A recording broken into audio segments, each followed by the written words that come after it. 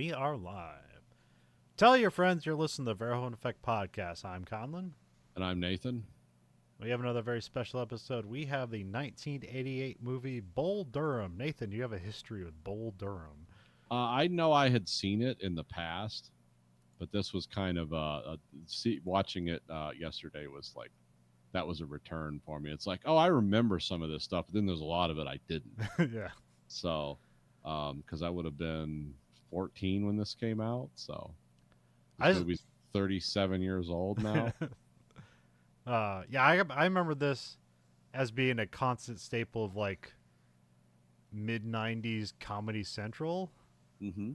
But even though they had it on basically like every like afternoon, I've never actually sat through and watched it all the way through. So yeah, I mean, this is an R-rated movie. Cut a lot of stuff out of for TV. Yeah. Well, even like you watch the trailers for it, and you know it's like, oh, it's just sex and baseball. That's the way they make it, and they make it more into a comedy. And it's like this is technically a comedy, but it is also just like the drama of minor league baseball. So yeah, which is also really interesting because like Field of Dreams would be the next year. Yes. So would Major League, which is like very close to this movie, like completely different plot, but kind of all the same like elements to it. So, because the plot to Major League is like the new owners trying to tank the season so that they can like move the team to another city, and then they end up like turning the team around, and I think they win a playoff, or no, I think they win and make it to the playoffs, and that's where the movie ends, is them making to the playoffs, which is actually a brilliant move rather than almost every other sports movie is about the end. Gotta win the World Series. Yeah. Isn't that what Ted Lasso loosely is too? It's about a soccer team that's yeah. But he gets it in a divorce, and they just want to run it into the ground. That's why they bring an American football coach over. Yeah. But he's just so weirdly idealistic. Yeah, he has this weird optimism that wins people over. Yeah, because he doesn't know anything about football, but it's like his enthusiasm wins people over, including the owner that's looking to sell the team. Yeah. She's just someone who's hurt by her husband. Yeah.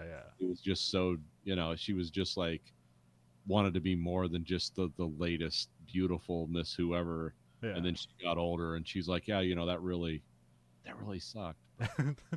Yeah, I'm trying to think, like, I think the 80s, like the early to late 80s was like there was a lot of baseball movies and they're all pretty good. Yeah. Because there's Bull I Durham. mean, actually, most baseball movies are good. Yeah, I remember Bull Durham. Now I really remember The Natural. Okay. And Field of Dreams. Yeah. And I do a Major League. I remember a lot of, and then 8 Men Out was cool because it was like the only baseball movie where it's like I'm doing follow-up documentary research. Was it really like that? And was that like All President's Men but for baseball or something like that? Yeah. Okay. Yeah, because who is in it? Like Charlie Sheen's in it, isn't he? Charlie Sheen, John Cusack. I can't remember who else was in it, but it was like, and it was set during like pre-1920s, like in that era of baseball where it's like the old school uniforms and stuff. They're called the Black Sox, that's a cool name. And it was just like corruption. Just complete corruption, but it was so dramatic and heartbreaking. I actually like read a book about it after it came. I was like, was this real? And it's like, oh, not only was it real, but it's actually a little worse than what the movie showed. So I remember like the 80s, and The Natural was just a really cool movie with Robert Redford, who died this week, sadly. 89. No, he had a. Now, that movie's just like really straightforward, isn't it? It's like because you watch trailers and it makes it seem like it's magical, but it's just a straightforward sports movie, isn't it? It is kind of. But it's very. The way it hits emotionally, it almost has kind of that magical realism to it. It's like, there's stuff going on here, and it is a guy who's just really good at baseball, but it almost seems like, oh, he's just against the world and he's winning. Yeah. It's just like he's just, it's a very inspiring story about an athlete. Yeah. who's trying to because Robert Redford, I believe, plays an older guy trying to get one last lap. Right, yeah. Everyone's really like at first they're like, "Get out of here, you old man," and then people really like get behind it. It's that kind of story. Yeah. But the way the movie is shot and looked and acted, it's low key for what it's trying to do, which makes it cool because it's not all. That's what like all these baseball. So like movies, one of those movies that's like its naivety is beautiful. kind of, but it's also just like men solving problems. Okay. And it's like, yeah, there is a thunderous applause and the crowd is really into it. But at the end of the day, at the end of the day, the guy's like, yeah, I did it. And that's kind of like just walking into the sun. And it's sort of cool in a way. Which is kind of like the opposite of what happens in this movie. It's all like it's cynical, it's raunchy, it's funny. People are trying to attribute high-minded idealism to like kind of to like, well, I'm into baseball too, but it's through sex, and it's like, and I'm gonna quote like philosophers and stuff like that, and which is this movie's pretty like interesting in that like it's very fanciful, but it's also like seems completely authentic. Yeah.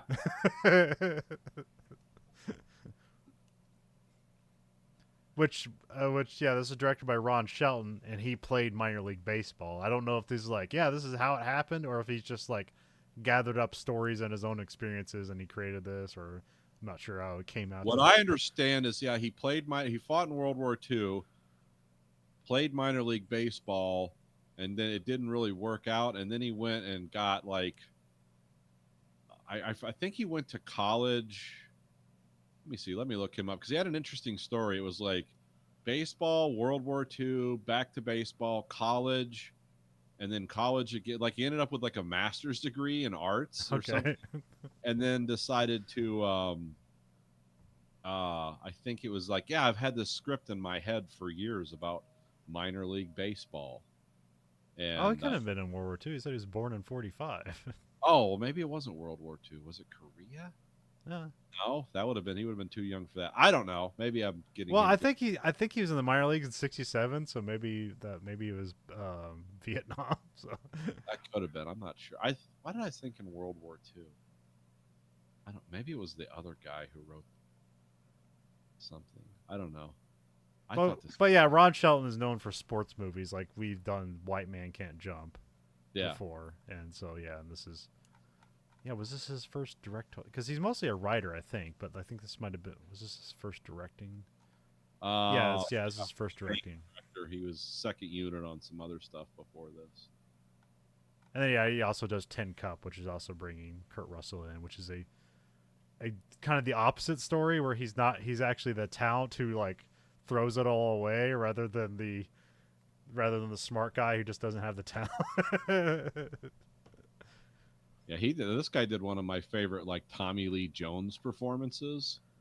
Was about Tyke. It was called Cobb. Oh, okay. It's not like the best movie in the world, but it's a great performance by Tommy Lee Jones about the most hated player of baseball. But it wasn't like, other than Tommy Lee Jones' performance, it wasn't a great movie. Yeah. Because it was him and the guy who's in this movie also, Robert Wool. Oh yeah, is known for his like Arliss was his biggest thing, I think. Yeah. Which was that's like a movie that like or that TV series got me interested in like, oh wow, that's what being a sports agent is like. Wow, that was like such an inexplicable show because I feel like everybody knew what Arliss was, but it's like nobody watched it. Oh, I'd watch. I think I watched. I'd watch it. They had a block of program because I was probably when that was out. That was probably like when I first actually had like HBO for the first time, and that would just be on. I forget what it was paired up with. So, because I remember watching that in like '98 till like it went off. So I think I watched like the last 4 seasons. I think it was paired with like when Dennis Miller live when he was still relevant. Dennis Miller. My favorite football announcer. You need a color guy that makes references to like Roman emperors. I think it's cool, but a lot of people didn't like it. Oh yeah, I enjoyed it. It was the Monday night football, I Yes, believe. yeah. Yeah, everyone acted like it was a travesty, and then I forget who else they got to replace him. But it's like, yeah, now this is just boring again. But whatever. So I guess it's not about who the announcer is. So. Well, the thing I heard about it, it was like half the people loved it and half the people hated it. But the people who hated it spoke with a loud voice. Yeah, because the people that loved it were probably in and out fans. Where the people that hated it were your everyday, like, it's Monday Night Football. You know, they're coming every week. So yeah, I'm such a casual sports observer that like. Yeah, having Dennis Miller make references to like obscure movies and historical events, it's like, oh, that's actually engaging me more than try. I'm not like sitting down writing statistics or guessing what the next 3 plays are going to be. I'm just not that involved. So yeah. This came out June 15th, 1988, so it was a summer movie. So yeah. Weirdly enough, I was looking at the box office on. I think this made like $50 million. And all those other baseball movies we mentioned also made around that money. Yeah. I think, because I thought Field of Dreams was huge, and I think it made 50 domestic and like 80 worldwide.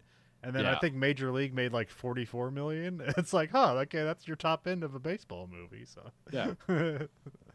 But all these movies cost, I think Field of Dreams cost the most with like 15 million, and then I think Major League was 11, and I think this was 6. So this was the most cost effective of the baseball movies. So. Yeah, I think like this. See, the thing with Field of Dreams was it had a whole lot of like side content associated with it because it was a book. Oh, I didn't know that. Huh. Yeah, I believe it was. And like this and Major League were like just completely original concepts. Yeah. Because The Natural was based on wasn't based on real people, but it was based on like kind of different sports stories that happened. Yeah. But and then of course 8 Men Out was actually that was a historical docudrama, like that really happened. But Ron Shelton also wrote this. It was cinematographer was Bob Byrne. I think he was like I think his first thing was like Smoking the Bandit.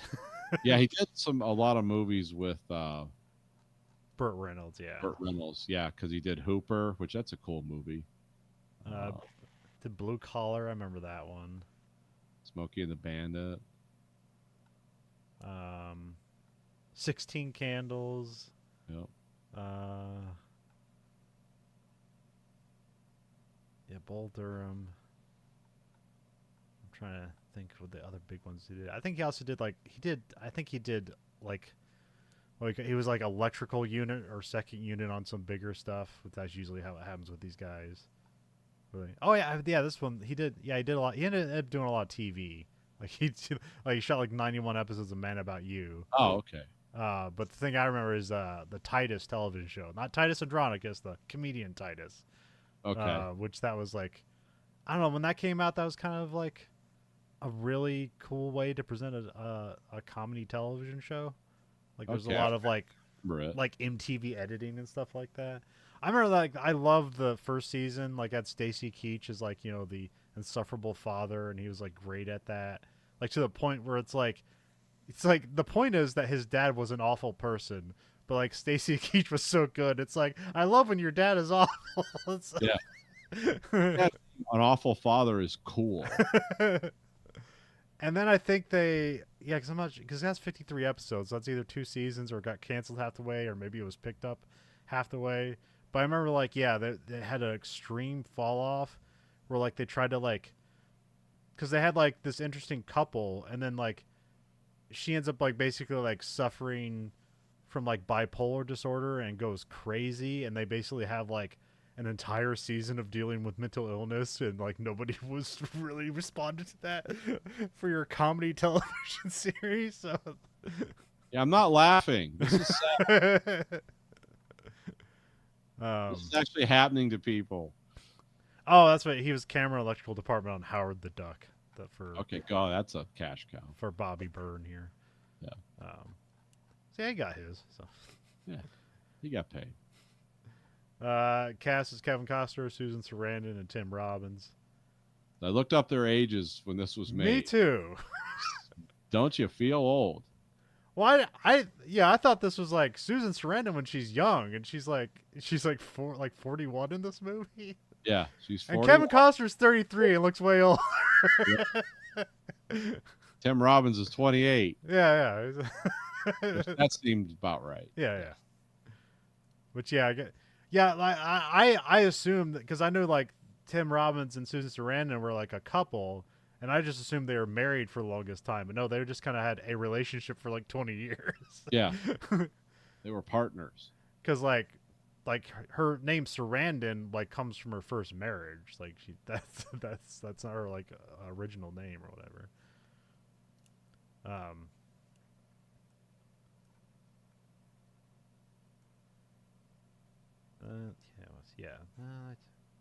I guess we'll get in. But yeah, this was definitely a staple. Although, I guess I'll ask this up front. The title is weird, right? Yes. Because it's the Durham Bulls, but it's called Bull Durham, and I don't know if I'm supposed to pick up on necessarily what that means or if that explains anything or if it was mentioned somewhere and I just don't get it. Because like bull would be like singular, and there is like a bowl that's mentioned at the part. There's like the bowl, if you hit a home run with it, you get a free steak, but I don't know if that's like the Bull Durham or anything like that, or if Bull Durham's like referring to maybe Ebby the character in some way. I don't know. Nathan, did that mean anything to you, or is this just like a interesting title?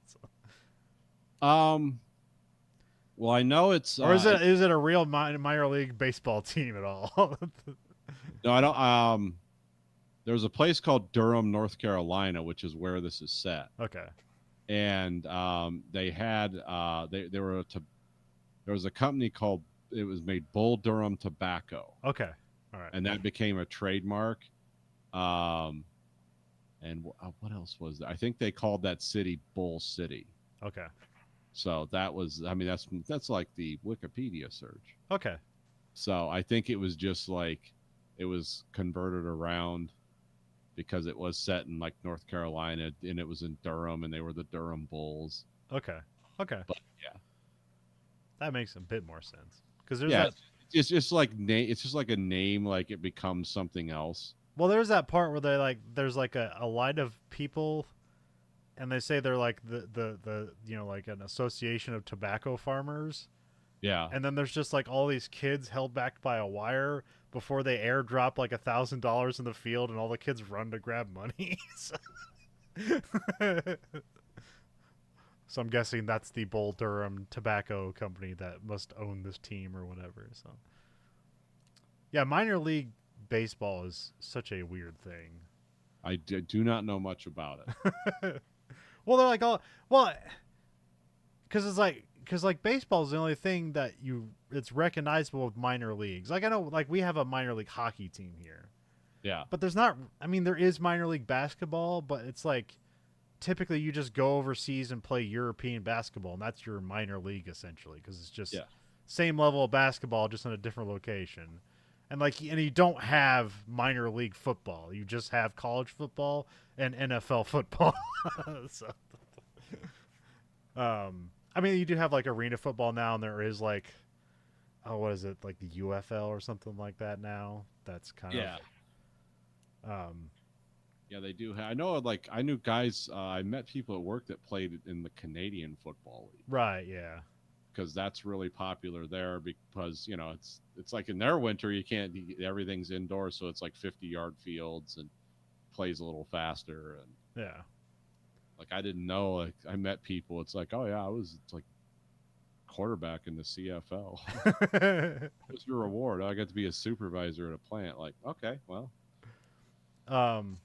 And maybe this is more akin to soccer, because I know like the weird thing with soccer is like how many leagues they have. Because because I was following Wrexham and all that stuff, and it was like, wait, how do they have this many leagues? Like this is crazy. Yeah. Because you have like here you have Major League Baseball, and then what's the top? Is it AAA is the top minor league thing? I believe so, yes. Okay, and you have AA and just A or whatever, so that's your lowest one. Yeah. and like the money like basically gets significantly less for each thing you go. But essentially, like they're developmental leagues for players they draft out of college or whatever. And I also like baseball is like kind of the only sport that I can think of where it's like if you're like a if you get drafted by a professional team, you don't go immediately and just play for the professional team. You spend your time in the minor leagues developing and stuff like that. Yeah, it becomes like because the ones right below the big team, they call them like that's the farm team for Yes. so and so. That's like the Orioles farm team or Chicago's Yes. farm team. And it's like, oh, that's where they upskill. Yeah, which is interesting. And like again, maybe that works the same way in like soccer over in Europe, where you have like all these different leagues. Because there they don't have like college teams, so you just have different levels of soccer play, I guess, and that's how that they do it over there. Whereas here we got the college development tracks and then minor league development tracks and stuff like that, and they're all intertwining. Now, the way it was explained to me is American sports are highly infrastructure dependent. That's why they're not as global. Because once you explain football to people, they think it's cool. Like, oh yeah, this is neat. They stop, they strategize, they play again, and then they stop. It's not just a running thing. It's like, no, they're stopping, they're using formations and tactics. This is kind of cool. Basketball's popular because it's fast paced. But all that stuff it requires, arenas and specialized construction, and like baseball and soccer just require like a field. Yeah. you can mill it down and make it right. But like football, hockey, basketball, special wood, enclosed amphitheaters, usually, sometimes open top ones, not always in the northern states. But yeah, that's someone explained that to me once. It's like, well, that's just a measure of how much infrastructure your country can handle. Yeah, in football, like you'll have draft picks that'll get drafted, and it's like these aren't these aren't starting lineup guys, but they're getting worked in. Yeah, but in basketball, if you're like a first round draft pick, there's a good chance you're like a starter immediately. Like that's like the only sport I can think of where you get drafted out of college and you can immediately like make your mark on the sport. Yeah. Because there it's just like talent can get you as far as it needs to. And then it's usually when that talent ages, they find out like, fuck, man, I could have been doing way less and extending my career with smarts, but oh well. Yeah, because like in football, you have to train squads of men to work together in a very particular way. And it has the shortest careers because it's so violent. Yeah. It's like, it's a 5-year career if you're lucky. Some people play longer. I think there's how many people are usually? I think it's like a 50 plus active players on a roster. So, Yeah. Baseball is a lot less casualty driven, but you can get tore up. Yeah. I work with a guy who's a minor league pitcher. He had that complete shoulder surgery just from being a pitcher from the time he was like 12 until, he played for all through college and went to the minor leagues, and then his arm started dying on him, and then he's just like, well, I guess I put cars together now. Yeah, I mean, that's the thing. Like, I don't really like baseball, but baseball has so many interesting stories behind it. Yeah. Because, like, I don't care for baseball, but then you watch something like, what was it? What was, like, the statistics-based movie, Moneyball? Yeah. Yeah, and it was like, oh, this is fascinating. I don't want to watch this, but this is fascinating. I watched Moneyball. It's like, that's cool. I mean, I don't want to watch baseball after watching Moneyball. Like, Moneyball made that interesting. It didn't make me want to watch baseball. So I learned a lot about like how sports analytics are amazing and why these companies, all the professional sports teams, like, we want AI. We want all our, because it's like, you can maximize performance and profit. But, we'll see if it strangles it off, too. That's the thing. It's like if it just becomes a statistical analysis of every player, it's like, well, this is going to get dull pretty quick because, like, who's got the biggest payroll? Well, it was like amazing like that. I'm not sure if they highlight this in the movie. I know they highlight it in the book Moneyball about, like, this one guy was, like, super undervalued. because he Yeah. had like kind of middling numbers. It's like he's just a guy. But what the stat guy saw in him is that he's the number one player in the league at not swinging at the first pitch. And if you combine that together with the team they were building, it was incredibly valuable Yeah. because Yeah, that's just a guy on base. kind of stuff I'm talking about. Stuff. But and also baseball is like, I mean, I guess football is too. Like every position is very specialized, but like especially in baseball. And one thing I think they don't like necessarily, and I don't necessarily know how it works, but like, we see every game we see is when Ebby is pitching. But like Ebby's not pitching every game because you cycle out your pitchers or you destroy them. So Yeah. Yeah. And also just like sports science has advanced so long now that now like you can extend players like careers like almost indefinitely at this point. So especially in baseball because they found out like you have like Tommy John surgery and you have like all these different like it used to be like there was 4 guys could throw 100 miles an hour, and now it's like you've got 4 guys on your team that can throw 100-mile-an-hour fastballs. I think someone threw the fastest one. It was either this week or last week. Yeah. It was something like 107 miles an hour. I was like, that's not human. That's insane. Man, I remember I played. Could have been misquoting that. I'm not sure. That seems there. It's like it's only 7 miles an hour faster than a 100-mile-an-hour fastball. That seems possible. So. Yeah. I'd hate to be the catcher. It's like a car coming. It's like a car threw that ball at you. Yeah. Like the 2 tires rubbing together, just rifling that ball at you. I remember I played catcher for about like a month on my little league team, and like my hand just felt numb all the time. Yeah. I was probably catching it wrong. You're probably supposed to just catch the ball with your webbing and not like in your palm of your hand, but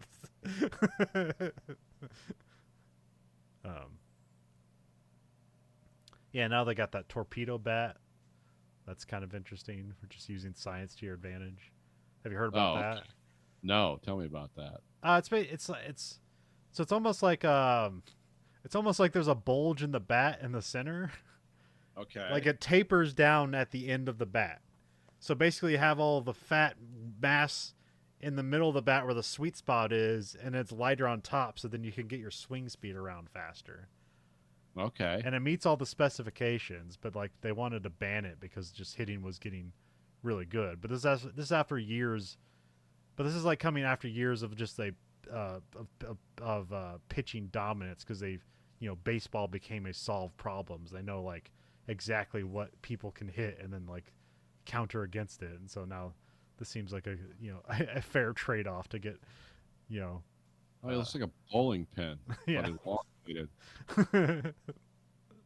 It's only $179 at Dick's Sporting Goods. Yeah, I forget. They got some like some engineers to work on, or some like NASA engineers or something like that. That is wild.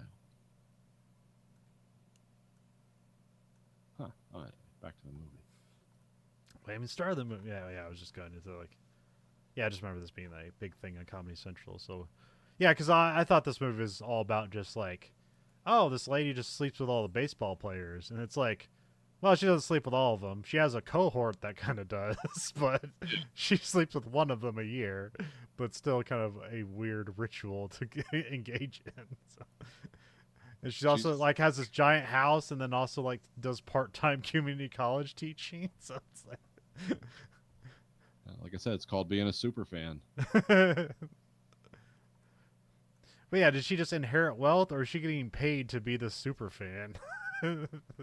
I don't actually know. I know like. I know there are fans like this. Like the statistics are like a testament to baseball. Like people sit down and write down all the statistics themselves, even though like there's a machine gathering all this stuff. You don't have to do that, but people still like to write down stat sheets and stuff like that. So I mean, for her, it was kind of like for her character, it was kind of like it's because at first it seemed like, oh, she's a groupie Yeah. for this team, but then it became like, oh no, she's really smart. She's doing spiritual stuff. She's uh becoming not only a lover but a mentor. Yeah. She's going to read poetry and try to be cute, intellectual. She's going to create superstition and like a quasi, because she does say like baseball is religion, and then she tries to make it do it, Yeah. where she's like doing something very different than just being a groupie. Yes. It's It's a very interesting character. So. Yeah, when you watch it, you're like, well, who thought of this? This is a cool idea. Yeah, I have to imagine maybe she was a real character, or maybe it's a combination of real people. It could be. Because yeah, the sports and groupie stuff, that's kind of like understood, but this like, but like the groupies are always kind of like cast aside, and it's like, well, that's like, that's not. Yeah, this is like, what if an English teacher at like like a Midwestern liberal arts school was also just like a so into baseball. It's like, it's my sexual reality, my reality. It's like, this isn't like your typical, I'm desperate for attention. Somebody pay attention to me. It's like, no, this seems or it's like, I don't have a talent, but I'm sexy, and there's these guys that are going to be rich. I better glom onto them really quickly. Yeah. Yeah, no, with her, it's like she's teaching like well, it's also, she doesn't like go and present herself and like, can I have sex with you? She grabs two players and be like, one of you get to have sex with me. So it's like a flip on the whole thing. So, well, it's like, yeah, she's gonna be like, well, I can't actually play baseball, or I don't have the physicality to play it, but it's like I'm gonna be the female mentor. Yeah. And it's like, I didn't know this movie had this plot to it. Yeah. So I was like, oh, okay. So yeah, we'll get into it. We get Act 1. We get a photo montage of baseball with credits over top, which we get like famous shots of like baseball from like all, you get a lot of Babe Ruth stuff here, and just like what was the first, like, Jackie Robinson like sliding home and stuff like that, and like Babe Ruth like tipping his hat for his last game. I think that's what one of them was, and just guys just running up and grabbing robbing home run shots and stuff like that, and probably Raleigh Fingers was in there or something. I don't know. It's baseball players always have weird names like that. So. Yeah, and all nicknames and stuff. That's a thing. There's a naming convention too. And they just have weird normal names. What's the one guy, Yogi Berra? Yeah. That was his actual name. Yeah. Oh, and who was the one Jewish pitcher? Do you know what I'm talking about? Yes, I do, and I can't think of his name. Well, famous Jewish pitcher.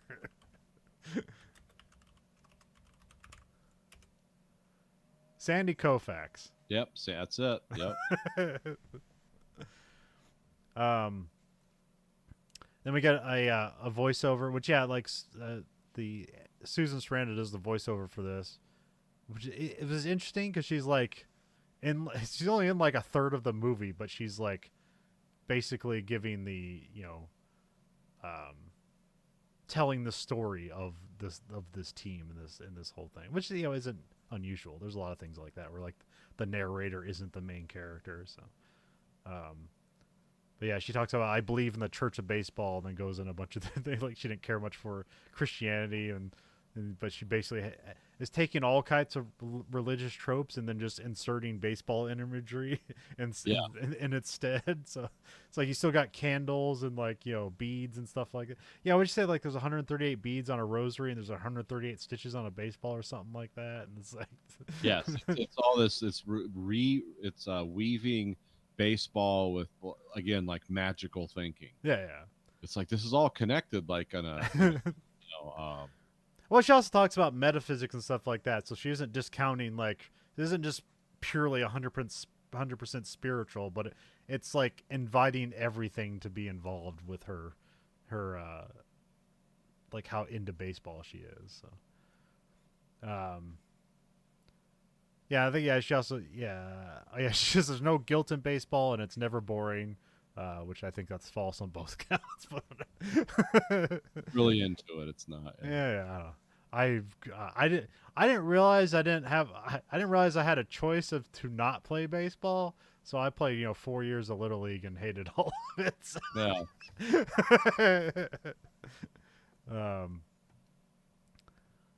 Yeah. Yeah, she explains how like every baller she's ever slept with had the best year of their career. And this isn't Major League Baseball, it's just minor league baseball. Which I don't know if that means like every guy she sleeps with goes off to play like go in the majors. I don't think so. I think it's just like they have their best minor league season, but this is that but the story we're about to unfold is going to be like a singular moment in her life, so it's unusual for her, I'm guessing. Or what do you? It seems to be, yeah. Like this is like the culmination of something. But this is probably you think this is probably the first guy she ever slept with that actually went off to the majors. I would assume so. Okay. Because you think she would have mentioned that at some point. Yeah. Well, so and so. It's like I helped him. Yeah, she says this movie has great like quotes in it. Oh yeah. She says I make them feel confident and they make me feel safe and pretty. So then she goes to the local minor league game. A couple of Durham Bowl coaches are updating themselves on the players. We got Larry, played by Robert Wool. Who's the other guy? It's like Skip. Did you recognize him from anything? Yeah, he died a long time ago. He was the coach. Was his name's his actor's name's Trey Wilson. Okay. What I remember from is Raising Arizona. Yeah. He was Arizona's dad. Okay, all right. They were on TV. Like, yeah, he did some things like. This guy kind of looked vaguely familiar, and I just couldn't recognize him. Okay. Yeah, that's what I remember. It's like, where do I know that guy from? Yeah, Raising Arizona, but he died in 1990. Okay. So he had a I think it was a brain aneurysm, something. Yeah. Oh. Yeah. The Durham. How old he was? I think he was younger than me. The coach finds Abby, played by Tim Robbins. Yes, he died when he was 40. Oh my god. I have 1 year on him. I have 10. But he looks older than me in yeah. this. We talked about this before, but you see everyone's smoking in this movie and drinking. It's like they look a lot older. So yeah, the coach finds Abby having sex in the locker room. This is Millie, right? Yeah, she's kind of the groupie, but she's also kind of like a friend and like colleague to Annie. So. Yeah, I think Annie's trying to steer her in a new direction. It's like there's better ways to do this. Read some poetry.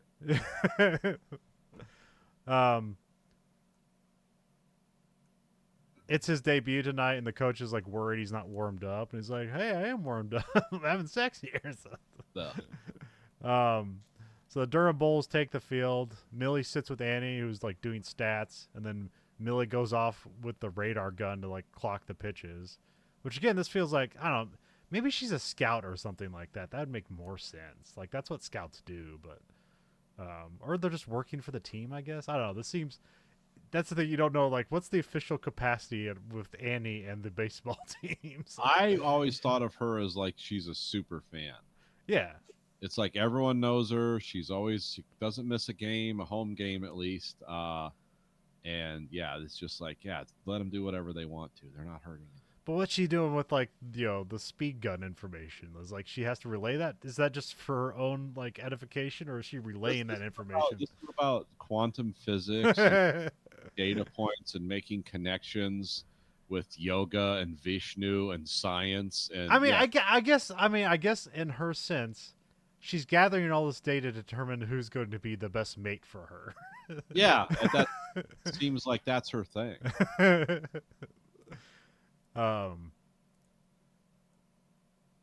Abby throws the first pitch away, and then he like beans the batter. And then we get a funny line from Millie because she's talking with Annie, and Millie says he fucks like he pitches, sort of all over the place.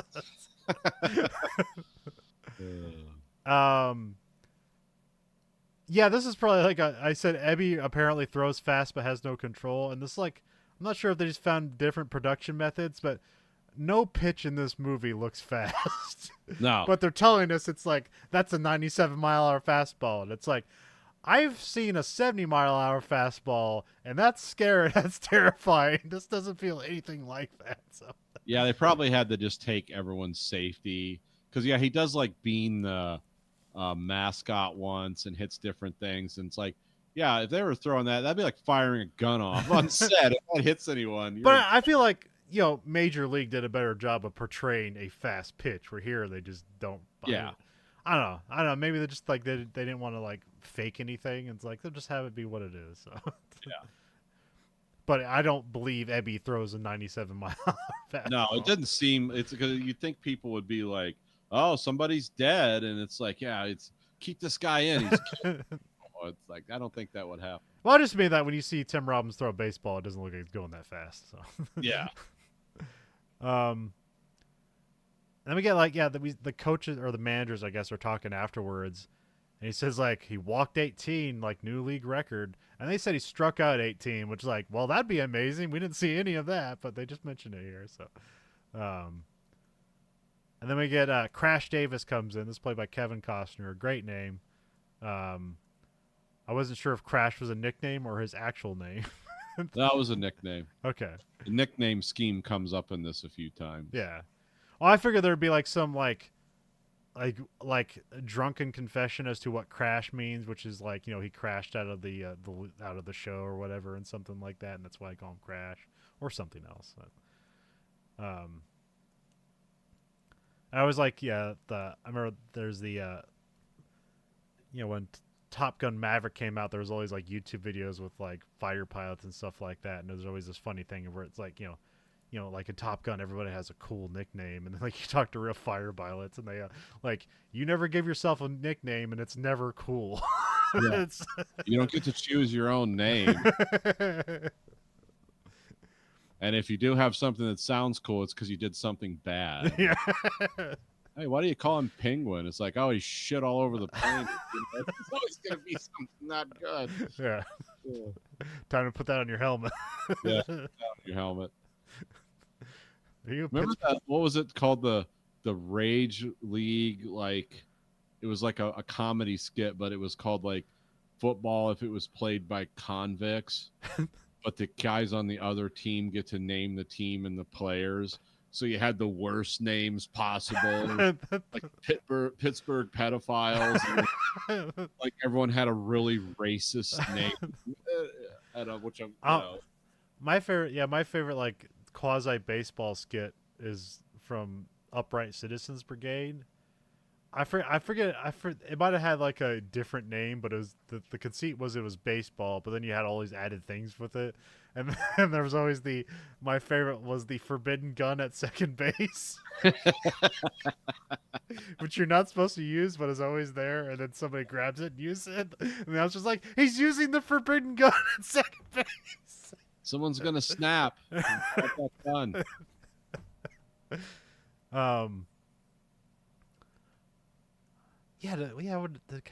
What are all the sports movies that Kevin Costner did? He's got this. And, oh my god!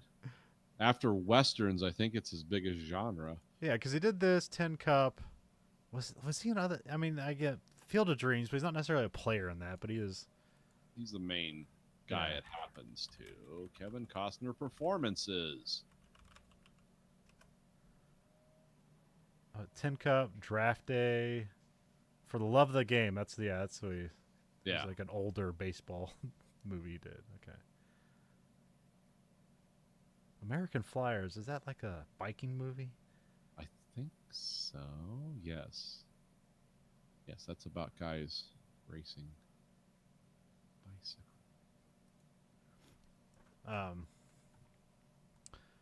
Yeah, there's like Dances with Wolves, his biggest sports movie. It's got dancing in it. It does. Can't forget Waterworld and The Postman, his foray into science fiction. He hasn't been back in a while. Yeah, he just did Yellowstone and like those like more epic westerns or whatever. Horizon. Yeah. Yeah, I watched the first one. I thought Did it they was. did they make all of them? Was there supposed to be like 3 of them? There's supposed to be 4 of them. I know 2 of them got made. Okay. They're actually kind of cool. Are they like 3.5 hours long? Yeah, yeah, they're really like you can just like cook a meal and eat an entire meal drunk, and it's like, hey, we're only halfway through the movie. It's cool. They're beautiful looking. Yeah. Whoever did the cinematography and the costuming, they're great. I can see why it's not for everyone, but I think they're kind of cool. Okay. He does westerns. He's like he's the guy that does those well, Yeah.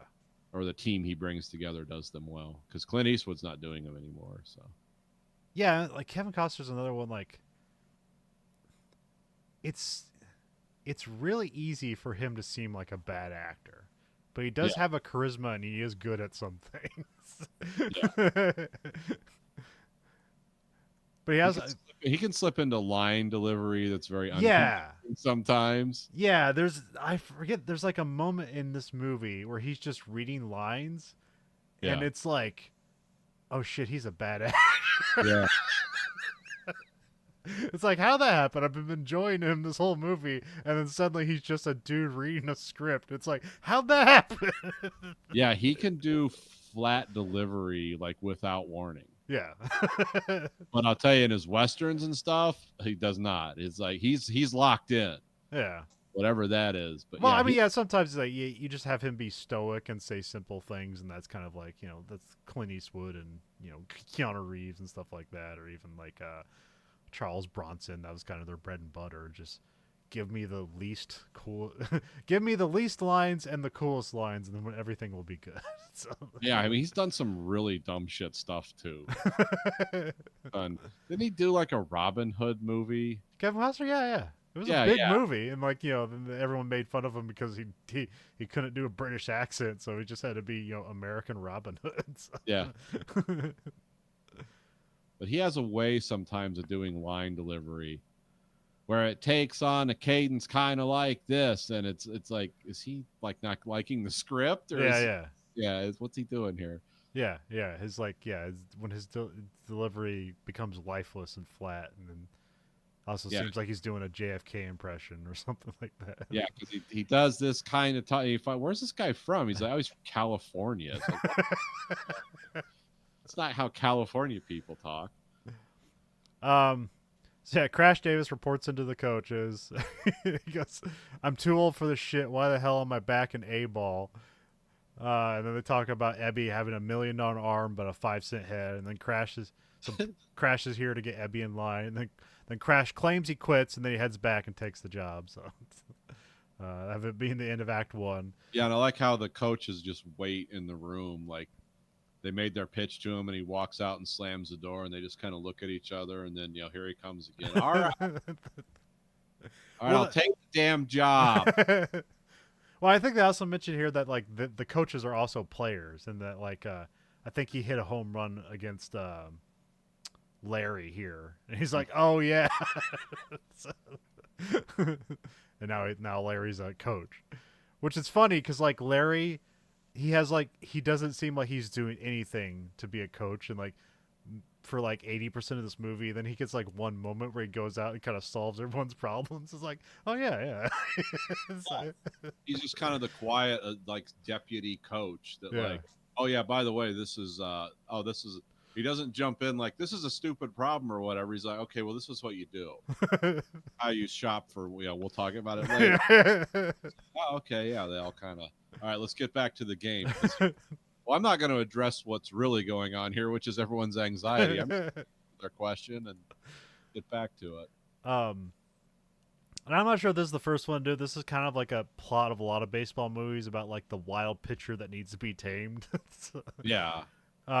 It's inadvertently a part of Major League. It's not the major part of it because like they hired him because he's a bad player, and then like the veteran catcher helps him like which is basically give him glasses and he'll be able to pitch. So Yeah. but that's not necessarily the main point of Major League, but it's like it's a part of it. And then then you get like, oh, what was it? Damn it. there was a kids baseball movie where like the kid like broke his arm and then he could throw like a knife and then he plays for the Cubs. Oh yeah, I remember that. Yeah, his arm broke, the way the muscles healed, all of a sudden he's like a pitching machine. Yeah. And there's even, I think it's Most Valuable Primate, where they try to make a chimpanzee into a pitcher. so, And just eat somebody's face off. Doesn't work. I can't remember if that was before or after Air Bud, where it's like we gotta do these animal sports movies. They're cheap to make and they make tons of money. Well, yeah, it's because like you're pretty sure you can take your kids to them. Yeah. You don't realize how important that is. Some people, it's like, yeah, some people just like, well, if the kids will shut up for 5 minutes, we'll take them to a movie. Yeah. It's like, well, let's try to find something where people aren't having like full frontal nudity for it or having their faces dissolve on. It's like, well, we can be pretty sure that like Air Bud is not going to have.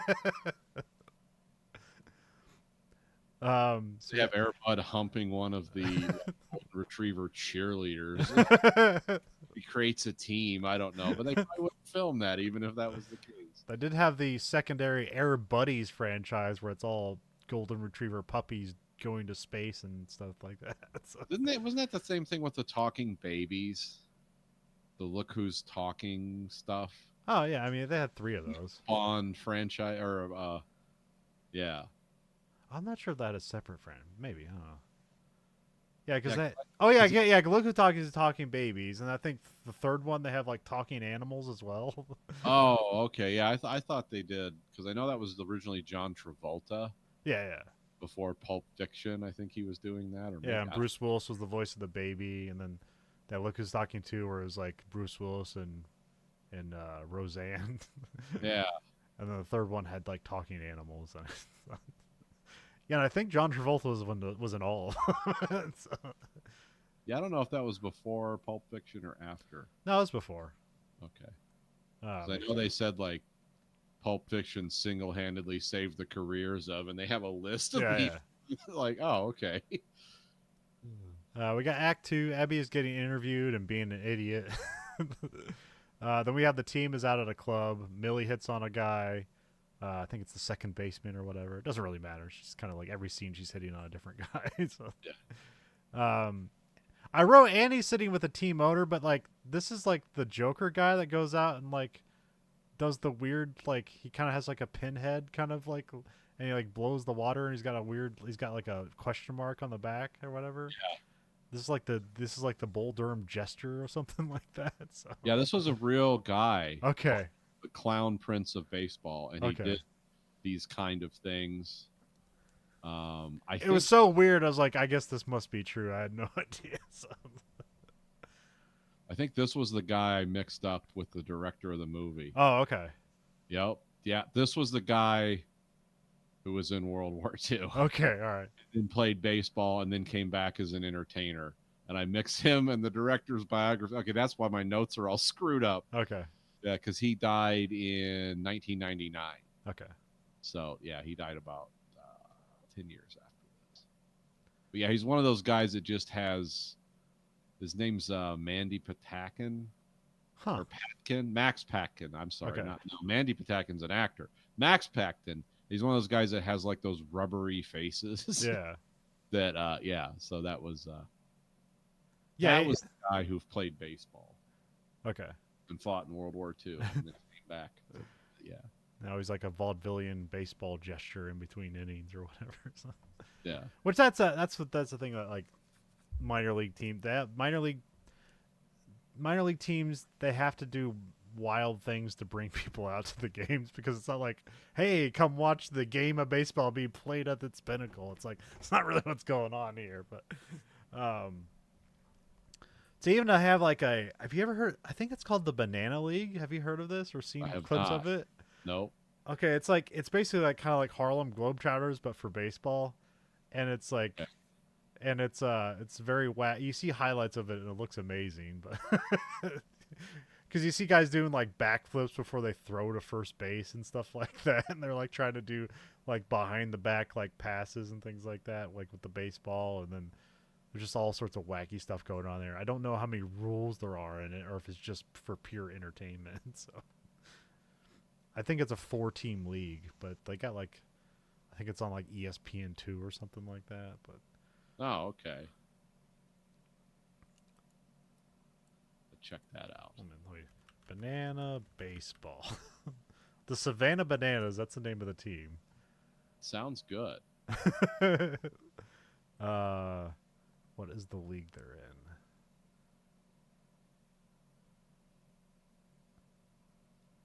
Oh, it's called Banana Ball. That's what the so yeah, it's emphasizes showmanship rather than the game of baseball. But it's the guys juggling bats and doing crazy stuff. Yeah. I mean, you remember like, was it Rock and Jock B-Ball Jam or whatever, where they'd have like celebrities play basketball and there's like the 50-point shot from half court and stuff like that, and just random things like that. It's like, yeah, it's fun. I don't know if you can make a league out of it, but these guys did. So. Yeah, you can do it. You just can't serious competition in there because the guys slaughter you. Let's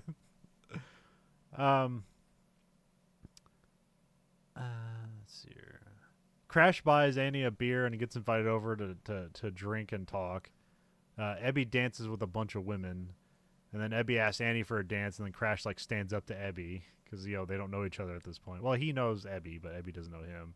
And then Annie just dances with Max, which that's the kind of gesture guy, while Ebby and Crash go outside to fight. Ebby and Crash have a standoff, and Crash dares him to like hit him in the chest with a baseball, and he's like, "No, man, I'll kill you." And here's where we get the start where he just keeps, "Come on, meat, throw me the heat," and stuff like that. Or always like, "Yeah, give me the cheese, meat," or stuff like that. A lot of weird, like I know baseball's full of that stuff, but it's fun here because I don't hear it that often. So yeah, it might be one of those things where it's like only baseball players can say this stuff. Like if you're a fan, you say this stuff, they probably think you're a loser or something like that. A poser. Yeah.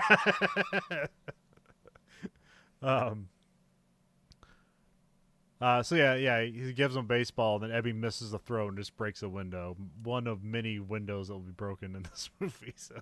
Yeah, this movie's hell on windows. This one, because it's like thick glass with painted on letters. Yeah. It's like nowadays that'd cost you like $600. So yeah, Ebby misses the throw, and then he just charges at Crash, and then Crash just punches him down, and then he helps him up and buys him a drink. Yeah, and so they're sitting down having a drink, and Annie's there. Here she has like some comment about like male chauvinism and like, or not chauvinism, but like what's the thing where you're kind of like, crap, what's that called? What's the knight thing when you're like trying to be like noble or whatever? Chivalry, like, yeah, chivalry. Chivalry and testosterone or something. Yeah, and being like a cover for latent homosexuality and stuff like that. Huh? I wasn't expecting that out of this movie. This movie's kind of like weirdly progressive for like, what you would expect would be like full of like a lot of like this didn't age well. It's like it's actually like it's fine. So. Oh, she's a strong character. Yeah. Well, she's a good foil to Crash Davis. Yeah, who's very blunt and also right, but for different reasons. Like they're two people that are like they're just gonna clash philosophies the whole movie because they're both right and they're both wrong in a way. Yeah. It's one of the greatest lines he gives in the movies coming up talking here in a minute. I'm gonna read it unedited. So because it's very famous. Yeah. Annie invites both of them to her place, and so they go there, and then Annie lights her shrine of baseball as Ebby and Crash sit on the couch. She sets out her rules, how she hooks up with one guy a season. So that's what sets up like from the trailers and things I saw this, I thought she was just sleeping with all the baseball players. Like, no, it's a very structured thing, and like, someone has to be anointed and chosen. So she's not. It was noble. We did a dance. Yeah. Just desperate sex. Yeah. But yeah, and then here's where like Crash just starts to walk out, and she's like, "What are you doing?" And he's just like, "I don't believe in quantum physics when it comes to matters of the heart." And then that's where we get Crash delivers his what he believes in speech, which I think Nathan will bring up now. Everything that he says. So. I believe in the soul, the cock, the pussy, the smell of a woman's back, the hanging curveball, high fiber, good scotch, that the novels of Susan Sontag are self-indulgent, overrated. I believe Lee Harvey Oswald acted alone.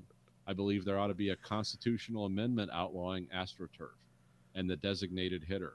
I believe in the sweet spot, softcore pornography, opening your presents Christmas morning rather than Christmas Eve, and I believe in long, slow, deep, soft, wet kisses that last 3 days. Yeah, this is like one of the biggest lines from the movie, but it's usually redacted. It's they skip that first part. Take that out. No, sometimes they'll just have it. I believe in the soul, and then it'll say the ... and the ... And it's like, yeah, this is like one of the biggest lines from this movie, but you don't want to say it in front of the kids. Now, he delivered it a lot better than I did because he delivered it like a speech. Yeah.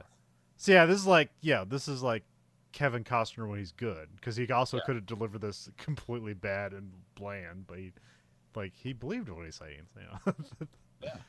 Then it's a great moment for the character, because he's basically it's a mixture of cynicism and cool guy. Yeah. It's like, well, it starts off raunchy, but there's actually a core to it. There's values reflected. He's not just like, I believe in, shagging and tagging. It's not one of those deals. Yeah, and out of the three people here, he's got like the most soft-hearted, essentially, but he's like the most has the most hard edge to him, where it's like, he can't get to me. It's like, I don't have feelings. And here he kind of like puts them out there, so it's very interesting for his character. So yeah, because nobody's playing the game right according to him in anything. Yeah. Baseball, AstroTurf, designated hitters.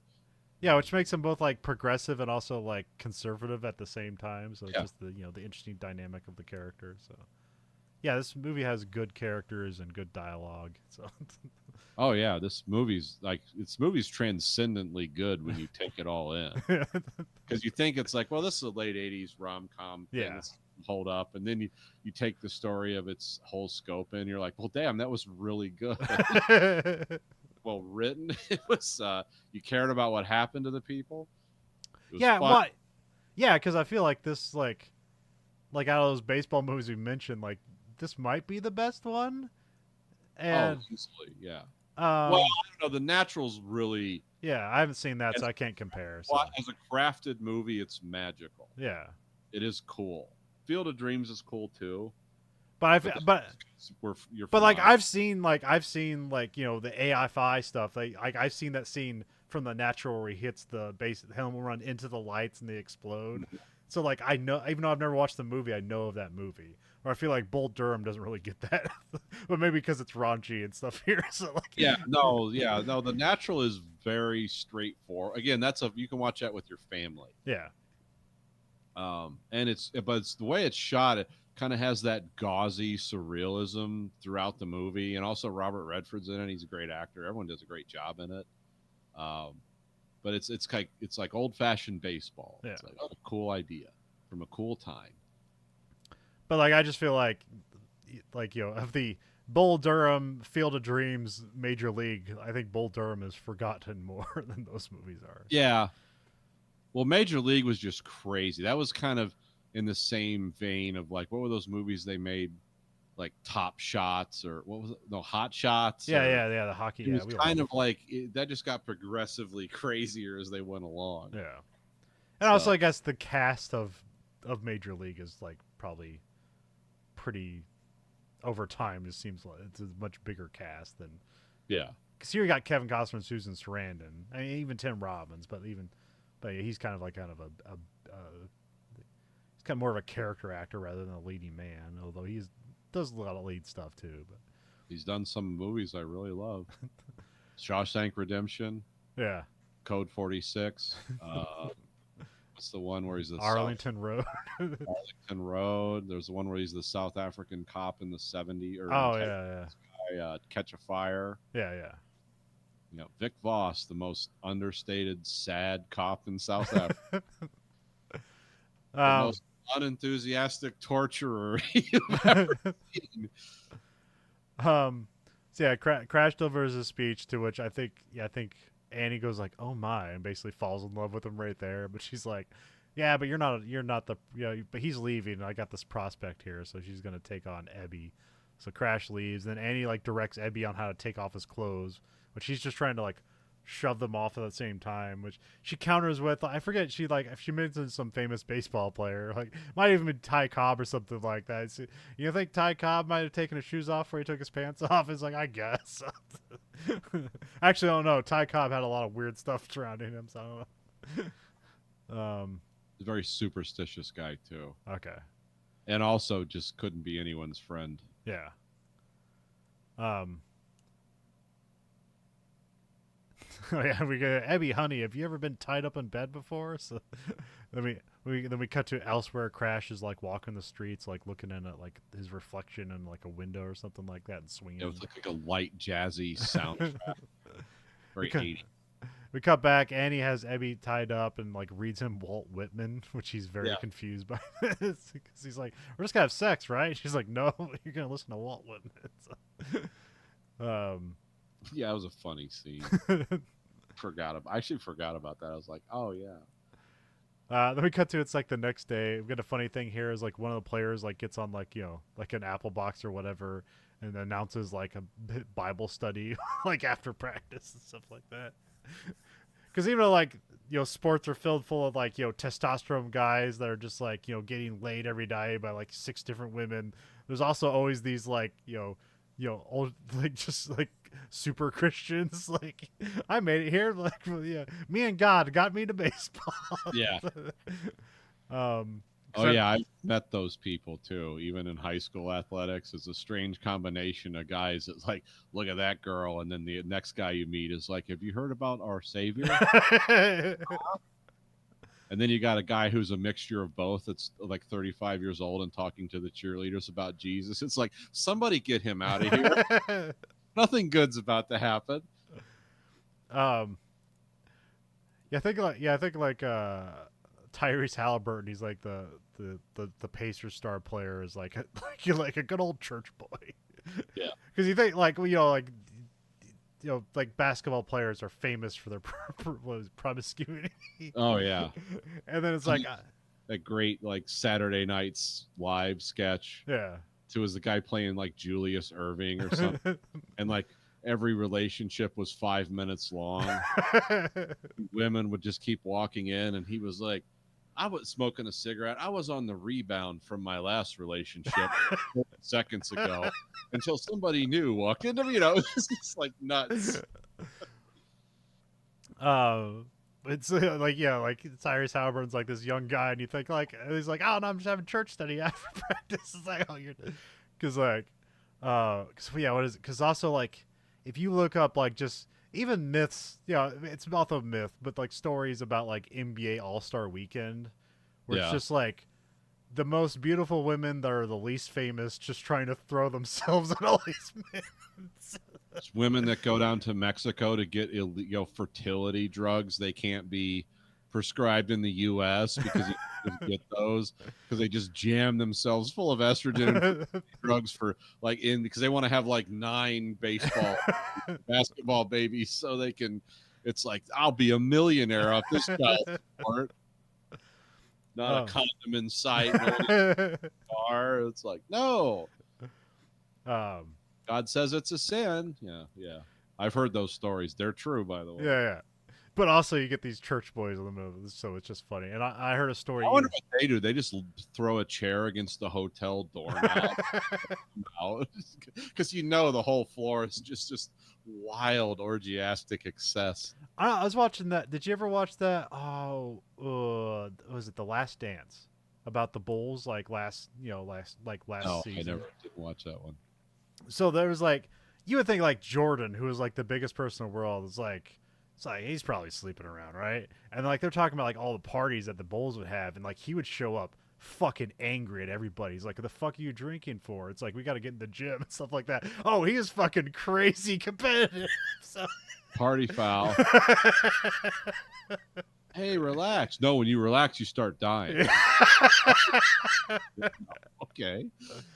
Oh, he also he even had like, because he like he been out, he played until like his 40s, and that wasn't like a great last. Like, he still had like big scoring games, but he wasn't the player he used to be when he was like playing for the Wizards at the end of his career, and like he was like he was like in his 50s, and like he'd like gained like 50 pounds or something like that. It's like I gotta lose weight, and he goes into the gym, and he still has the killer mentality he had when he was 20 years old, but he does not have the body for that.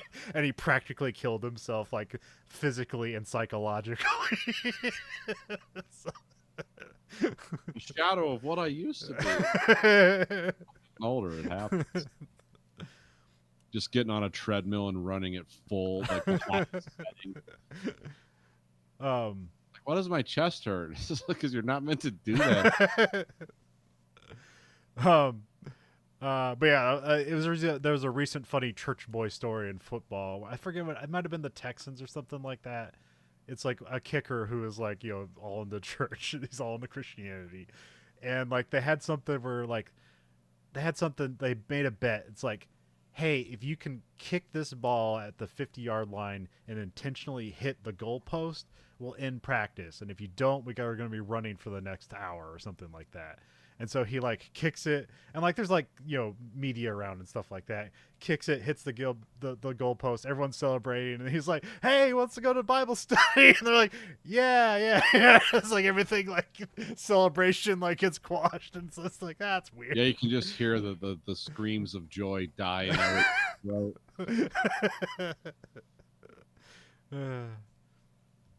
Yeah, so these guys are good. It's people come from all over. So,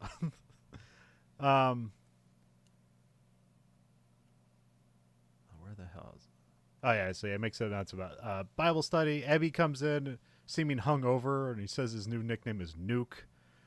Says he didn't sleep well. He looks like he's hungover, but and he reveals that like all that happened last night is that she just read him poetry all night long, and that completely took everything out of him. He was like tied up in a stress position, like essentially like just a mini Guantanamo.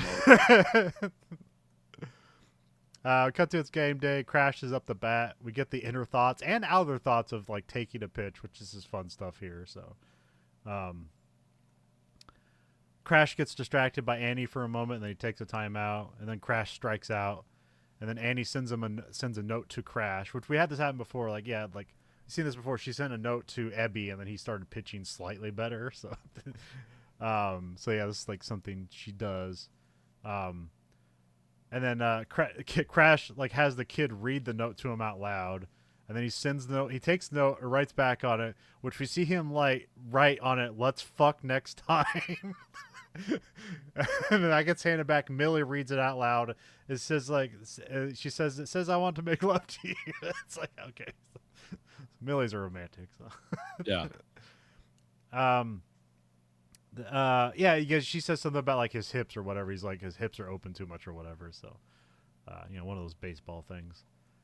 Baseball swing, just like a golf swing, it's overly complicated, and when you think about it too much, you screw up. So yeah, it's called the mechanics of overthinking.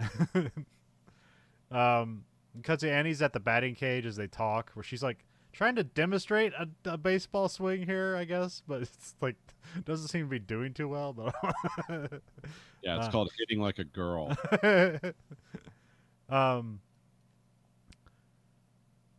So yeah, but she says she's taking on Ebby for the season, that she's monogamous during the season, and then Annie also mentions about how Crash is close to a major or a minor league home run record, but he doesn't want anybody to know about that because it's like that means you never went to the majors. That's why you have a record, because you never went to the majors. So he doesn't want anybody to know about it. So it's like this quiet thing throughout the movie about like, oh yeah, nobody knows like he's like about to break a record. And he's too cynical to even. He's like, it's just distracting. I don't want to think about it. Yeah. It doesn't matter. And he's kind of like, do you know what that means when you in the minor leagues when you set a record, and it just kind of is left to hang there. Yeah. So this is a guy who's like, yeah, he can't even take winning well. He's too dark. And it is like, and that by the end of the movie it is like weirdly important to him, which is kind of endearing in a way. It's like, yeah, I guess I'll go take that record. No, and nobody will know about it except for me. So, we cut to Annie's having sex with Ebby and calls him Crash during it, which he's like gets confused by. Doesn't really stop him, but it's just like, oh, that's weird. Because Ebby's just a big idiot. So. We get some of the players going through like superstitions and rituals, which is like like one guy has like a, what does he call it, like a chicken cross to like try to get evil off his bat and stuff like that. Which, I mean, there's superstitions all over sports, but like baseball seems to have is like so steeped in superstition. Oh yeah, because in like Major League, they had a guy that had like a whole voodoo like temple in his locker, and because they were just playing that up for just ridiculousness. But even like in the actual like Major League Baseball, like what was it? There's stuff like, was it like the was it the sideline or the, what do you call it, out of bounds line? You're like not supposed to. Yeah, you jump over it. Yeah. And if you get on a winning streak, you wear the same pair of socks and underwear. Yeah. Just get them washed continuously, but you don't change them. It's like you can't, whatever mystical variables are gathering together, like you have a coin in your right pocket. Yeah. Or you always chew shit with your mouth, gum, chewing tobacco, whatever. That's a thing. But I've also heard that's to keep your mouth moist so the dust doesn't get in it. So I've heard different theories on that. I guess, that makes sort of sense. Depends on where you're playing. One of the guys from Arizona was talking about like, oh yeah, the reason we do that is so we don't dry up, because otherwise your mouth you'll just start coughing. Pitching with a nosebleed.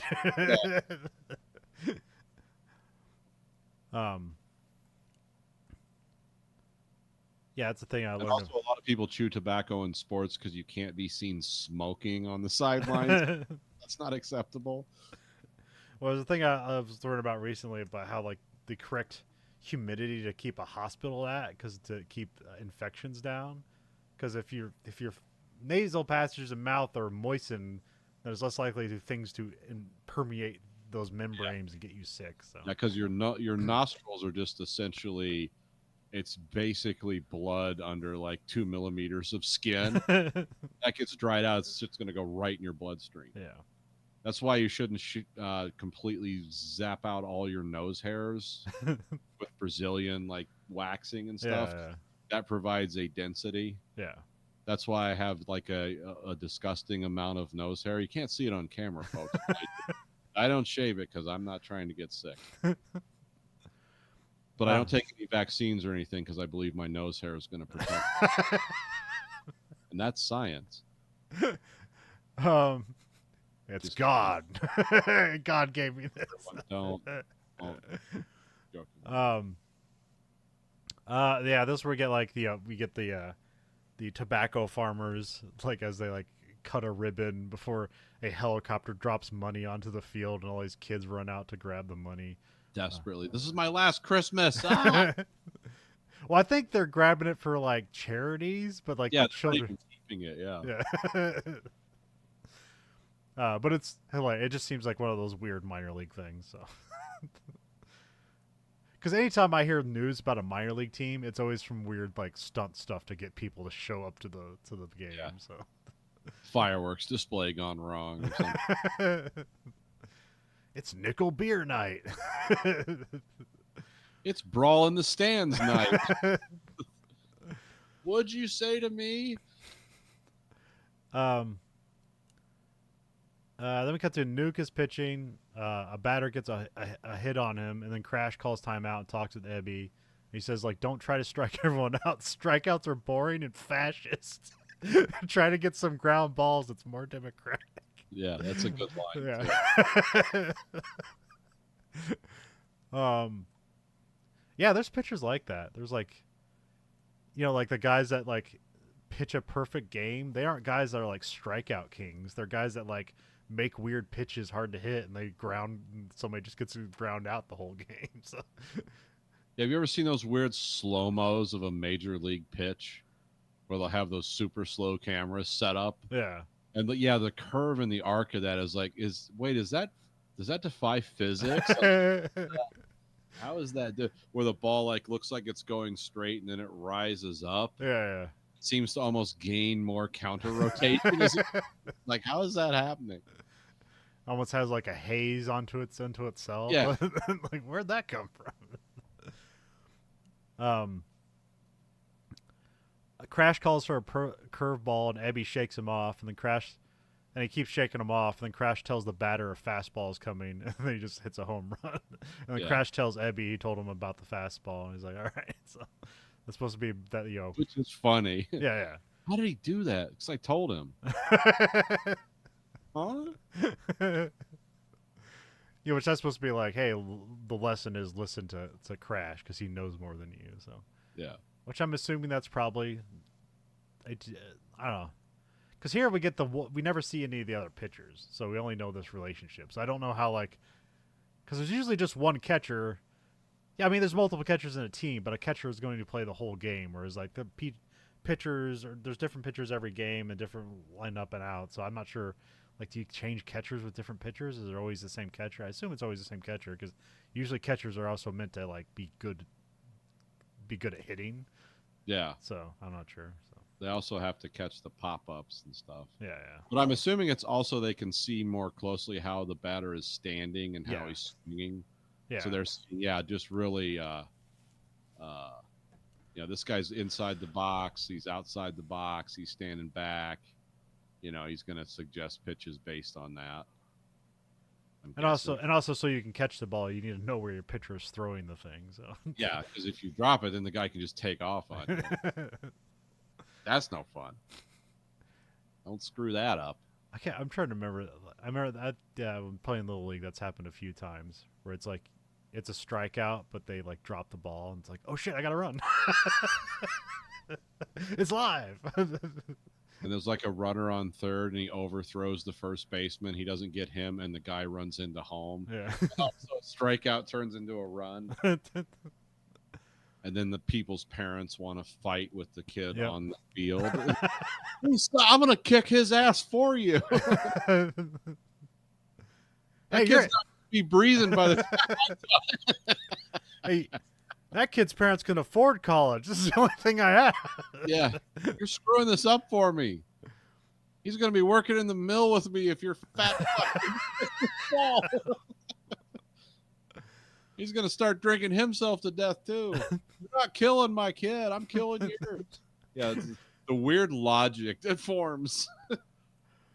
Then we have a Crash goes to up bat and he hits a home run, which I think this is where he like talks to his like he says like come on meat he says like yeah give me that weak shit like I'm gonna hit that cheese meat or something like that. There's some I forget what cheese means. Is that like a bad pitch or something like that? I think so. I'm assuming.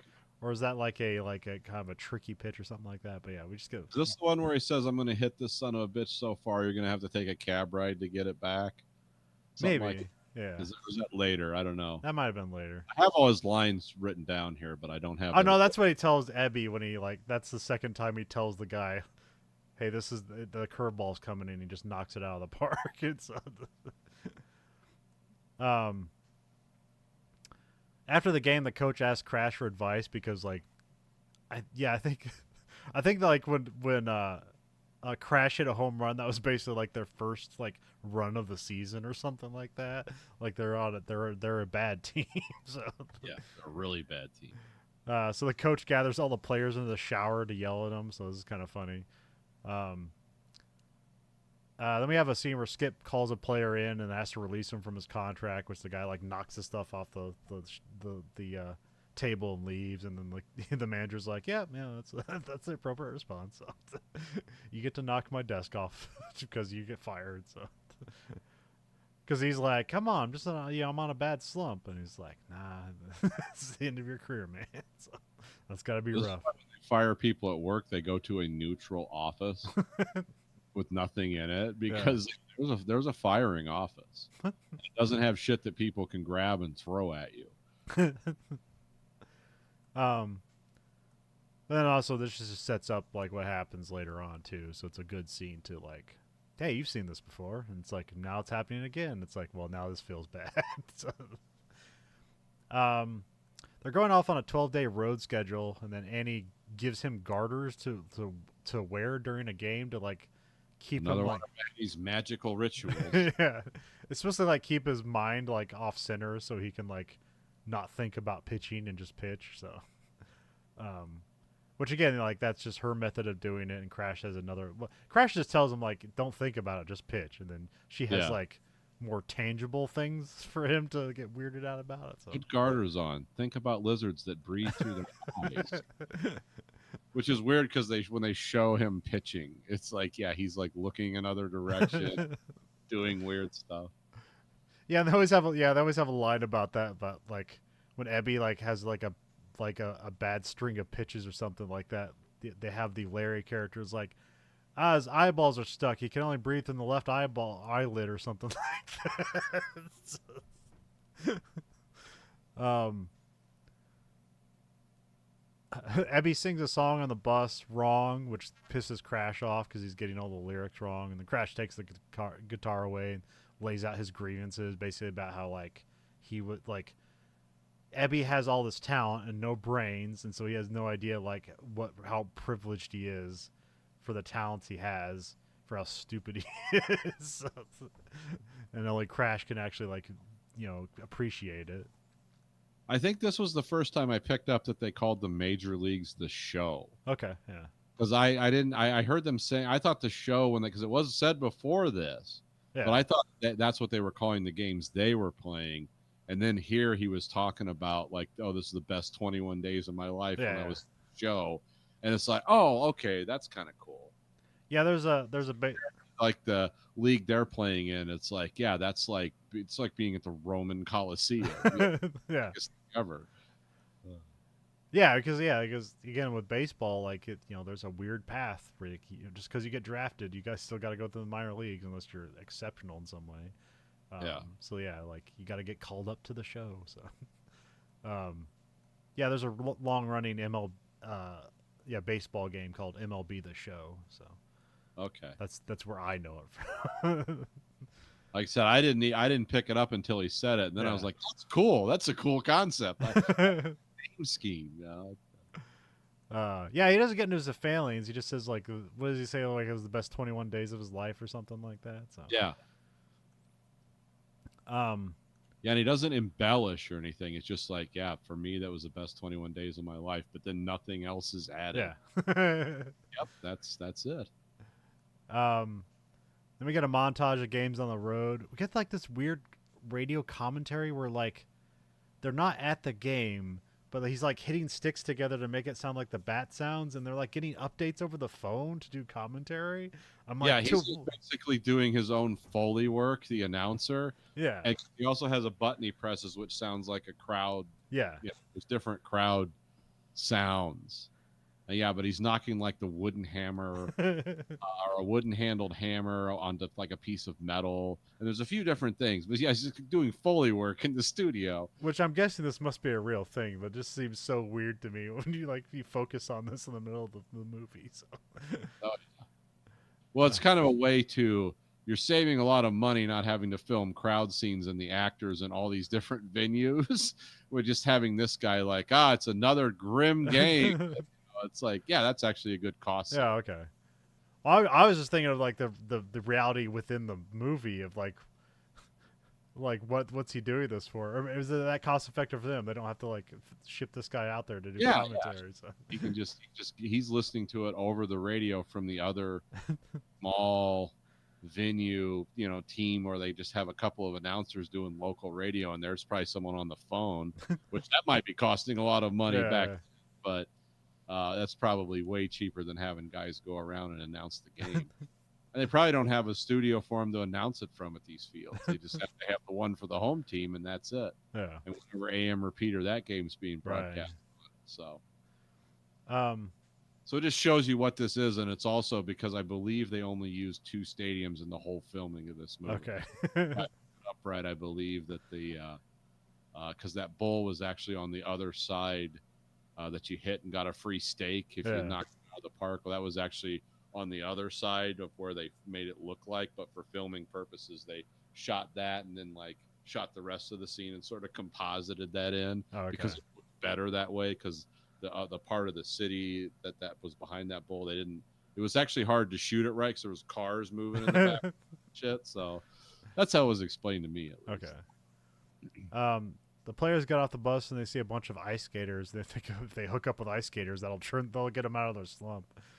That's all they're thinking about too. They would have sex with all these beautiful ice skaters just to turn the game around, not because they're leches or anything. Then Crash. That's what they say too. They're like, this could really turn it around for us, guys. Talking about like we're just going to mechanically, soullessly have sex. And everyone's and the one guy's like really into it, and everyone's messing with him. Like, yeah, sure, okay. And then somebody mentions like, yeah, we just need like a rain delay or something like that, or a rained out game or something like that. Then Crash bets him $100 he can get them a rain out. And then we cut to Crash sneaks into the ballpark and turns on all the sprinklers on the field. And there's a bunch of other players too, and they just like play slip and slide on the money field. So, oh, they act like it's like, yeah, I'll pick up the dice. There's no way. There's no rain forecasted for 100 days or whatever. And then he's like, yeah, they're just going to turn the field into a mud bowl. It's kind of cool because they're all drunk too. Yeah. They're all carrying packs of beer that are half empty, and they're responsible. They get a cab there. So yeah, they do make that seem like, yeah, they did call for an Uber. So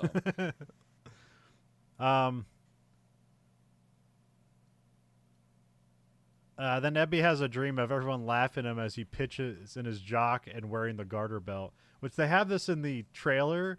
I didn't even notice the garter belt. I just thought this was going to be a scene in the movie where like they were trying to find ways for him to pitch better. They thought if he was nearly naked, that'd make him pitch better, but then it ends up being a dream sequence. So yeah, that's a common trope in dream logic. Public speaking or being unprepared. Yeah. You always dream of yourself naked doing stuff, which I've never had one of those dreams because I've developed a talent for bullshitting that usually carries me through. So I'm never prepared. It's like, I can just make people laugh. I don't know what the hell I'm talking about. So yeah, but some people really get, that's an anxiety thing. Yeah. Then Crash wakes up Ebby, and then Ebby tells him about the dream. He's like, yeah, I have that one too. So, which I don't know if it's a lie or not, but I don't know. Yeah, it could be one of Crash's like problem solving things. It's like, yeah, that happens to us all because he doesn't want to get into some big debate about it's like, that's nuts. they're gonna be feeding you under the door. You tell anyone else. Make that into a thing. Yeah. You already got a guy who's closing his eyes and stuff pitching, and so they get back home. Annie is waiting for Ebby, and Crash sees that and like feels wanting. It's like, I want that. So, then we cut to Abby catches up with Annie. Annie says he needs a good game of catch, and then like they're in the backyard and Millie's playing catcher for Abby, and like Annie's like training him, which he's like, this is ridiculous. I'm a professional pitcher. I'm not. I'm gonna break this girl's hand. Yeah. This isn't what I'm supposed to do. Yeah, and this is where like he throws another ball through a window. Then Abby is out pitching and having like side thoughts about the garter belts he's wearing, and then he starts pitching well because it is getting it off his mind. Which Abby saw was like, it's like, huh, I kind of like these are kind of comfortable. It's like, does that make me queer? I don't know. Which again is pretty tame for what you'd get out of other 80s movies. So he's not like condemning it. It's like, that's just kind of weird. I don't know. Well, he's such an idiot. Yeah. It's like you can't attribute any malice. Yeah. To him. He's like, I don't know, am I queer? It's like it's that the wrong word? Like he's not even thinking that deep. But I'm wearing the garters of a woman I'm sleeping with. So. The analysis never goes that. Yeah, no. But again, that's just Ebby is just like because here's Crash, who's the perfect foil for Annie intellectually and in a lot of levels. It's like the way he interprets life. But she's got Crash, who is like, he's a blithering idiot, but he's the only talent. Ebby, you mean? Yeah, Ebby is. Yeah. he's an idiot. So it's like that's what the interesting love triangle is in this movie. Is like, according to her philosophy, he's got to be the one that she mentors because he needs the most help. But Crash is really the intellectual foil she wants and needs at this point in her life. it's because she's 40, so Yeah. this is going on for another 20 years. Yeah, like I was, this is probably a weird thing to talk about one, but like Susan Sarandon is always kind of, she's like like the, like the woman Patrick Stewart, where like she's always looked 40. Yeah. Because she's got like kind of those bags under her eyes. It just makes her look older, but she's always been a good-looking woman. So Yeah. No, she's like another woman like Sigourney Weaver, where it's like it's an interesting body type because it's not voluptuous, but it's still sexy. Yeah. She's always plays that character well. Yeah. And that was the same thing with like there's a lot of women that were actors like this in the 70s and 80s. You don't really see it anymore because everyone's, it became all big asses and stuff. It's like, no, these are normal looking women that are they're more sexy because of what they say and the clothes they wear and how they use their language. And Yeah. nowadays it's like, well, everyone's just you can sculpt your body however you need it to be. Yeah. And you don't even need a knife, go under the knife to do it. It can be all natural or all drugs, whatever. So yeah, whatever people are doing. Just time in the gym, sleep, and water. It's all you need. People look a lot different now. It's 2025. Yeah. They're doing strange stuff. And it's working? I don't know, because when you see movies like this with normal looking women that are also sexy, it's like they make that seem effortless. These chicks are like, they're either doing weird injections or very unusual exercises. They're like, how can you have a waist like a wasp but a giant ass? It's like, that's not like, if you just work out really hard, you'll just be a very compact, hard-looking person. It's like, how are you doing both?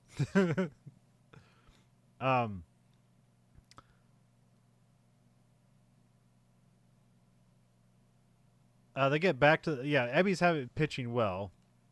They get back to the bench and Crash just rips into Ebby, saying like in the show they would have ripped him apart, so, which is kind of like harshing Ebby's buzz here, because it's like, come on man, we're doing good. It's like, no man, you're not ready. Crash gets up the bat, he hits another home run. We're back to Ebby's throwing. He's throwing well. Crash asks Ebby to throw the ball at the mascot. And this is just a plan to psych out the batter, which is pretty funny because he just hits the mascot, and then he tells the batter, "Is like, hey man, I don't know where this is going." So that is funny. Yeah, what does he tell him? He goes, "Yeah, I wouldn't stand that tight in the batter's box. I don't know what's going on." Yeah. Then it's like moments later, Ebby starts waving off calls, and then Crash he's got a 2-hit no-hitter? Or no, not no-hitter. It's a 2-hit shutout. Yeah. Which is still like an amazing thing. So what is it? There's the perfect game, a no-hitter, and a shutout. Which I think a perfect game, what is it, like nobody ever gets on base? There's no hits and nobody gets on base, right? Yeah. And then a shutout is just basically nobody scores. And then a no-hitter... Yeah, no-hitter... Oh, yeah, also a perfect game is nobody's walked. Like, basically, nobody ever gets on base. No one ever touches a base, yeah. And then a no-hitter means some people get on base, but it's a walk, necessarily. But nobody ever gets on base because of a hit. Or, nobody gets on base because of a hit, so...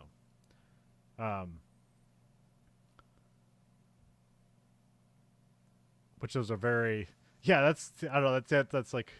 You find ways to like, this is boring, but like we better find a way that like to appreciate the defense. A defensive struggle. If they introduce those bowling ball bats with modern science, I mean, we might start seeing Major League Baseball games with like pro basketball numbers. I mean, they have it this year. I don't think it's been. Because the way you were talking about baseball like last week, but it's mostly there's been crazy winning and losing streaks. It's a weird. The analysts say it's one of the weirdest win-lose streak seasons they've ever seen. Okay. And of course, then there's someone back there with a chart. Let me show you. And it's some of it. I kind of got lost in the weeds, but they say it's like the biggest streak season ever. Like It's someone will win 12 games in a row and then lose 12 games in a row, and it's like, this makes no sense. games in a row, lose 6, win 1, then lose another 10. It's like, how? And there's no rotation changes, no players are out. It's like, what the hell's going on? Because then they're looking at the altitudes they're playing at, and where it's like where the moon phase was.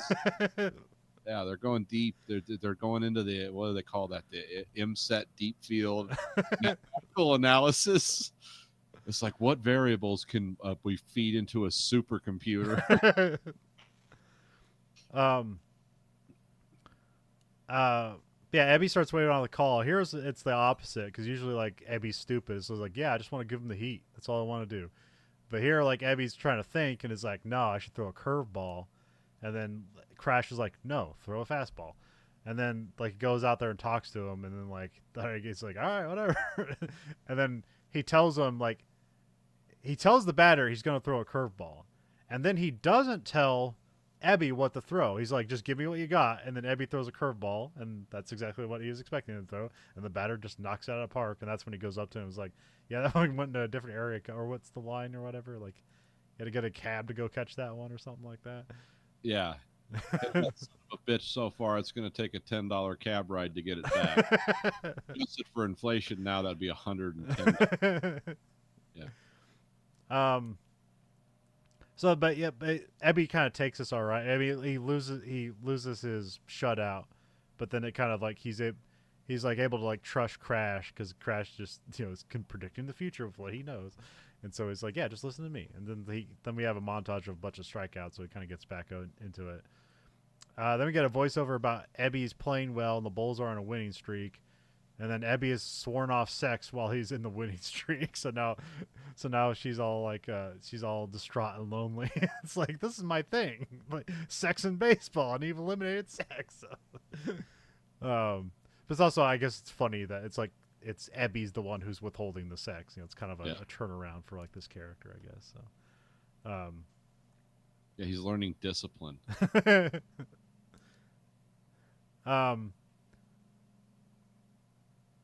Yeah, we get a voiceover from Annie, and the Crash is on the verge of breaking like the minor league home run record.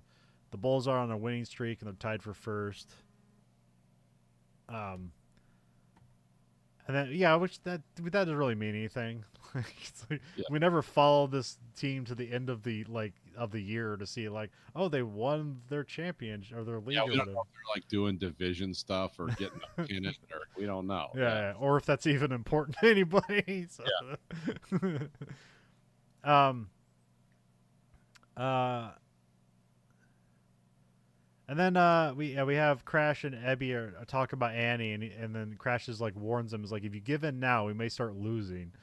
And then he says, never fuck with a winning streak. So this is where like Nathan talked about, like, you know, once you're on a winning streak, like, you know, it's like everything must stand still. There can be you cannot alter any variables. Whatever cosmic alignment has occurred, and you don't know what it is, but you're just not going to change anything. It's like if you didn't drink milk that morning and you hit a home run, it's like, never drink milk before a game. Why? It has nothing to do with it. Tolerant? It's like, no, but you will do this stuff. We all will do this. It affects us all in some way. They get home off the bus, and then we have Millie picks up Jimmy, who's like the good old Christian boy, who asks her, like, have you accepted Jesus Christ into your heart? And she's like, no. Which is funny. And then she gives him she gives him her keys so they can drive off. So, which that's a fun little side story for them to get together. So yeah, it's funny because it's like it leads into like a marriage proposal. Yeah. It's like, I'm going to save this girl. It's like, this guy must really believe in this. I mean, they don't get like too gross with it, but it's like, I'm pretty sure she slept with every player on the baseball team. Yeah, no, they say it to him. It's like, not unaware. He's like, this Jesus saved people with his help. Which is kind of cute and endearing. It's like, man, I wish I wasn't so cynical. Yeah, there's like the good moment where like she's putting on her wedding dress, and like, you know, like we know her as being like like a groupie, a minor league groupie, and she's asking Annie is like, do I deserve to wear white on my wedding day? And she says, honey, everyone deserves to wear white on their wedding day. So it's a stupid arcane ritual. Like, we're not living in the Middle Ages. I don't know of anyone who has been married in my entire life that had not had sex before they got married. And I don't know wild people. I'm not a biker or a cowboy. It's like, I know normal people. I remember do you remember the show The Critic? Yes. There's a funny little bit. I think it's like his sister or somebody is like getting married, and then like or maybe she's being a bridesmaid. But anyways, they ask her like, no, I mean, she must be getting married because she says like, what color do you want the dress? And she's like, white. And then like they hand her white gloves, and she's like, better make those less white. Perhaps. I've never seen somebody in a black wedding dress. That'd be like just making a statement out front. Oh, I've seen that. Okay. Goth people that got married too. Okay. They had a steampunk / goth wedding. So this is cool. Whatever. But they're not that's just kind of the vibe. That's not them making the statement of like, I've had tons of sex before I met this guy. You ever heard of the Whore of Babylon? I'm that. No, I've never heard anyone like get married. I imagine when like there's got to be something when like people that are known like pornographers get married, like when you like the guys marry the porn stars. It's like there's not going to be a white wedding. Clear evidence. Yeah. I think it's more nowadays seen as a symbol of the purity of your love, not necessarily your soul or your background. We cut to Annie is seducing Abby. She has him like undo her garters, but he's like bad at it. So, and then he like, you're seducing me. And he kind of like runs out of there like slightly scared, and he's like, I'll be back when we lose. I also don't know where he lives. He like always mentions, because it seems like he has money because he's always mentioning he has this Porsche. Yeah, it's like a Carrera 911. But he also doesn't seem to live anywhere. So I don't know. He's freewheeling. Annie goes to Crash's place and argues with him, says she wants Crash. She says the Durham Bulls can't lose and I can't get laid. So,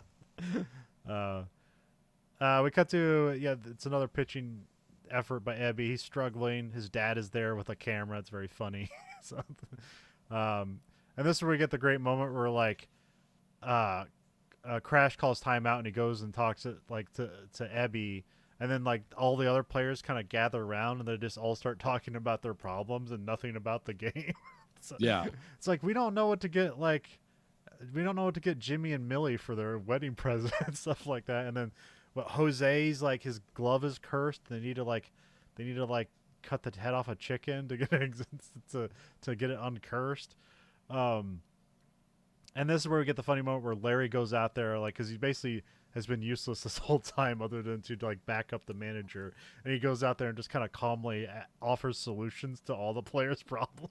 Yeah, because they all say, it's like, what's going on out here? And it's like, well, my dad's there with a camera and it's making me nervous. And then they're talking, we don't know what to get him for a wedding present. It's like, well, you got to look and see if they're registered anywhere. That's it. And then he suggested some wedding presents. He's like, okay, guys, can we, let's get back. It's not like no one's addressing what's really going on, which is just like pure anxiety. Yeah. It wouldn't do any good. It would just make it worse. It's like, so the wedding gifts have become a metaphor, and this guy perfectly like threads that loop. Like, oh yeah, no, this is, just see if they're registered anywhere. And that's exactly what they want. Well, it's this great little scene in this movie. It's like it's not necessary to the plot or anything like. It's just it's probably you can just see this actually happening in a baseball game. Oh yeah. Yeah, everyone dancing around what's going on. Well, yeah, just the idea of like it's supposed to be the serious game, or it's supposed to be all thought and effort towards winning against this team, and then we're out there just kind of like, hey man, I don't know what to get for a wedding present. I think my gloves curse, man.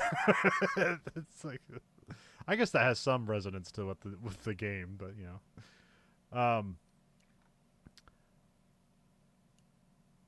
uh, yeah. Then there's a called ball, and there's a walk on one of the batters, and then Crash gets in an argument with the ump, and it gets thrown out. Which this is very funny because he says it was a cocksucker call. Yeah. And the ump's like, "Did you call me a cocksucker?" He's like, "No, I said the call was a cocksucker." And then the ump dares him to call him a cocksucker. And when he does, that gives him the authority to throw him out of the game. So, It's like, yeah, that's one of those like cussing games at work we play where it's like you can tell your boss to go get fucked, but you can't tell him to go fuck himself because then you're suggesting he's committing a lewd act. But if he's fucked, it's like, you know, it's like so arbitrary. Yeah. It's like, you mean something shitty about him? I said, no, I think he just needs to go have sex. Stress. I told him to go get fucked. And I've never actually tried that in real life, but it is one of those fun, like, hey, what does the contract actually say? What kind of games can we play? But in truth, no one has a sense of humor anymore, and no one appreciates. It's like, that's witty erudition and funny interpretation of a contract. No, they don't tell you that. They just tell you to go home for 3 days and, you know, lose $900. You don't want to play those games. But yeah, that's funny. It's like, I didn't say you were a cocksucker. The call was. And yeah, there's a funny, because they cut to like Annie's listening on the radio, and like the announcer says like something like Crash made a lewd comment or something like that, and then Millie says like he called him a cocksucker, didn't he? Yeah. So yeah, then we get some voiceover from Annie where she says like that like after Crash is thrown out of the game, the team fell apart and they lost their winning streak. So sad that being the end of Act 2. We got Act 3. We get Annie's conflicted as she waits for Ebby because she's like basically like, you know, he swore like as soon as they lose he's gonna come back and have sex with her. And then Ebby shows up with his dad, and then while he's there, like Ebby like sneaks Annie away. It's like, we should have a quickie, and then Annie is into it. It's like, yeah, your dad's right there. Let's go. And her dad's also like his dad's also like a super Christian as well. Yeah. Because when he's it's like, oh yeah, he said, I can't believe you've had a good Christian woman. And she's like, yeah, sure. And she closes the door, and there's like all this Hindu stuff. Yeah. He's looking at like, huh? That's a different kind of Christian. Yeah. It's all this heathen crap. Yeah. Then like the phone's ringing off while this is going on, and then she answers it. And then it's for Ebby, and Ebby gets a call, and he's going up to the show. And then here Annie basically breaks up with Ebby as he gets called up, and so they kind of part amicably. So it's like it's not a big thing, so it kind of makes sense. But it's kind of like, yeah, this is when the movie really like kicks up the sadness quota. Yeah, you were not expecting. That's what makes it a great movie. Because it's not like, oh, you're going to baseball and like we're gonna get married and have a good life. It's like, no, you're gonna go on and have a good rest of your life, and I'm gonna be here, fucking minor league baseball players. Yeah. I'm gonna be here having my sex mentorship, which is also not really working for me anymore because I'm clear, like, because this is I looked it up. It's like she said she never had a player who didn't have their best season. Yeah. Okay, that was her thing, but she never said anything about anyone making it to the majors. Yes. Now someone's made it to the majors, so you can tell, we've come to a fracture point in this life plan. Yes. It's like, now, good, someone's made it to the majors. It's what I always wanted, and now it is just, it's ruined. It's like, yes, the way I was living is over. Yeah. Wow, this took a dark turn. They were playing that, like, put me in, coach. And now everyone's worldview is being completely destroyed. Ebby goes to meet Crash at the pool hall to tell him, like, Crash is not happy for him at all. He's not like magnanimous. It's like, see, I led you to this. No, he's immediately visibly angry. And he's also drunk. Yeah, that always brings out the best in everyone. Which I don't know if this happenstance or if it just Crash knew about this before Ebby did or something like that. So he's acting like he knew. Yeah. Yeah. So yeah, Crash antagonizes Ebby, and then Ebby punches him. So we get kind of like a reverse of like the beginning scene where they meet. Yeah. Um, which we got a funny moment here. Is like, which hand did you punch me with? And he's like, oh, my left. And he's like, good. Don't punch a drunk with your pitching hands. Yeah. Well, and also Crash throws a billiard ball, Oh yeah, breaks the mirror. Yeah. breaks glass. There's also like this guy who owns the pool hall who's like a former player who like Yeah. I'm guessing he played in the majors, and he said he had like a good batting. I think he said like he batted like was it like 376? He was like 367. It's like I'm sorry, which I'm guessing is a real guy because he barely has any lines, but he just looks like a real guy. I don't know. So,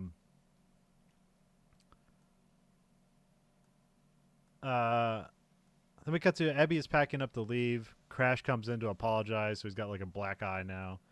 And here's where he kind of like, gives him the line like, "You got to play this game with fear and arrogance." This is my favorite line repeat of the movie. And like Ebby, who's now smartened up, like intentionally gets this wrong. He's like, "Fear and ignorance, got it." It's like, "No, you moron." He's like, "I'm just kidding. I just like to see you get rised up." So.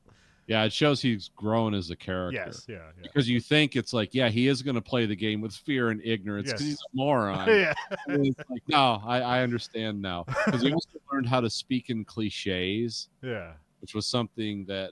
Yeah, because there's thing he says, "Teach me something, Crash," and he has him write down the speech to like deliver to basically like baseball media, which he will recite exactly at the end of the movie. So.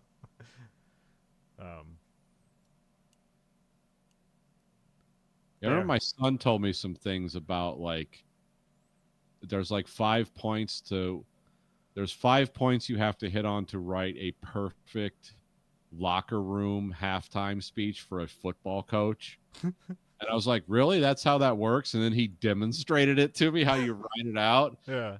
Like, oh, that's crazy. He goes, yeah, that's super formulaic, Dad. Everyone I was like, oh, I thought those were kind of impromptu. It's like, no, they're supposed to appear that way, but this is what you address depending on what's going on in the game. Yeah. If you're way ahead, it's like, we can't lose momentum here, guys. If you're way behind, it's like, we've been here before. But he laid out these bullet points, and he's like, now watch these speeches on YouTube. Oh, this seems so fake now. It's like, yes. The power of the English language. We just change some words around and say the same exact thing. These guys get knocked around the head. They don't realize if you said the same thing over and over. Most of these guys have a concussion right now. You speak to them in gibberish, and they think God was talking to them. Then we got to Jimmy and Millie get married on the field, and like we see that Annie's the bridesmaid. So it's just a very fun little thing here. They make it a whole event for the baseball team. So in the stadium. So, and they even after I think it's after the game, or maybe it's after the event. They have like the cake where it's like two people having sex on it. So it's like, which even Jimmy's able to give a laugh about that. It's like, well, I'm married now, so I can have all the sex I want. So yeah, he seems okay with it now.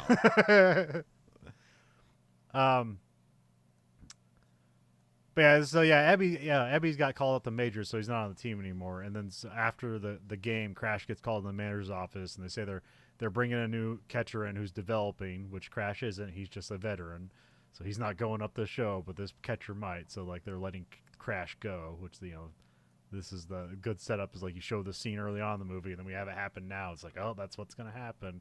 It's like this is bad. And what's really sad is Crash is looking at the guys celebrating the wedding, post-wedding out there, and he's like fired. Oh, I made all this happen, and now this is the thanks I get. Yeah, and we even see it demonstrated like not too long ago. Like when Crash was out of the game, the team fell apart. Yeah, and then that's the guy you're getting rid of. But Skip does kind of have like kind of a hope at the end of it, because he says he's putting in a good word for him to being a manager in the minor leagues. So it's like, hey, here's a path forward. So, which it seems like no player ever wants. So no player wants to like, oh, I guess my playing days are over. I guess I'll coach. They just want they want to ride off in the sunset and then like go travel the world with millions of dollars or whatever. And who wouldn't actually? Doesn't happen for almost anyone. Yeah. We cut to Crash walks the night alone, and then he shows up at Annie's house and tells her he got released, which he's like, yeah, no. He's also still got the black eye here. Yeah. They have a drink and share a kiss, and then he like expertly undoes her clothes. They have rolling off the bed sex. They have like after sex breakfast snack or something, then sex on the breakfast table. We dissolve to Anne and Crash dancing. Like I think this is all one night. Now Annie is tied to the bed and Crash paints her toenails. Then bath sex, and then yeah, we have like the bath water like gets knocked over on a bunch of candles there. So, then we cut to the next morning. Crash wakes up and he writes a note to Annie, and we have Annie like doing a voiceover. She reads the note. She went downstairs, got an apple and the note, and went back to bed to read it. So, and she's like, this isn't the first time I've woke up to a note. This is like all part of the game for her still. Yeah. But it's also sad because it's like, I was hoping this would be different. Yeah. But then we have like, she does her voiceover and we see Crash heads off to chase another minor league catching job, which he finds one somewhere. Then Crash quietly breaks the minor league home run record, and like it only means something to her and him, which is it's just like a very weird, cathartic, kind of sad thing, because it's like, shouldn't this be celebrated? And it's like, no, this is like a burden, not like a celebration, but it does mean something to him. Well, if you look it up, the team he went to was in California. Okay. So like nobody in North Carolina would probably know, that's following minor league baseball would know what happened in California. Yeah. So it was only meant something to him and her. Because you got to remember, there's no internet in 1988. What's happened in the time it's set in. So. Yeah. There's a great line here. She's reading a bunch of like quotes from writers, and I don't know if this is a quote from a writer, but it's a great line. She says, "The world is made for people who aren't cursed with self-awareness." Yeah. I think that is an actual line. Okay. I looked it up, but yeah. I didn't know if it was Ron Shelton or Walt Whitman or something like that, because she's like interchanging here. So yeah. Well, she also starts to do the thing where she's quoting people, and she's like, it's one or the other. You look it up, Yeah. which is kind of funny. So I think there was probably some switcheroo. Okay. But that is I know that's a trope because I've read that before, because I always talk about like how it's like being too self-aware is a curse. Yeah. Because you can't enjoy life because you're reflecting on what did I say, what did I do, and but it's portrayed by some people as being a strength, but it's like it can also be a weakness. Yeah. Because we only live a limited amount of time, and there's only so much enjoyment you can have. So being constantly aware of everything you ever said or did is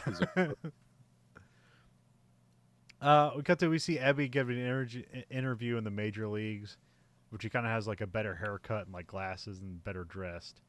And here he basically just delivers the speech that he wrote down that Crash gave him, of just generic stuff to say to a baseball media. So. Yeah, cliches exist for a reason. They're a powerful tool because they mean what they say and they say what they mean, and no one can twist your words. It's like it's a cliche, and it's like, that's right, everyone knows what it means. Then we have, it's like a rainy Bull Durham game, which I think just the game just gets rained out. So Annie walks home in the rain, and then she sees Crash sitting on her porch, and then Crash says he quit baseball. He said he hit his dinger and he quit. So it's just a good summation of what happened. He says he's thinking about taking a manager job, and he's like, asks Annie, it's like, you think I could make it as a manager in the show? And she's like, sure, Crash. But now he doesn't want to think about baseball. He just wants to enjoy the moment and spend time with Annie. And then they dance under candlelight as the credits roll. So yeah, that is Bull Durham, a very interesting, introspective comedy baseball movie. Yeah, like I said, with kind of a rough fourth act you're not expecting. I don't know which is it. Yeah. But yeah, that's definitely, like, it ends on a powerful note. Like, it starts off funny and quirky, but the way it ends is like, oh yeah, this is like a metaphor for life. Yes. And that makes me sad. Yeah. Yeah. Well, yeah, it's about transformation, because it's like, Yeah, because like you say with Annie, her whole like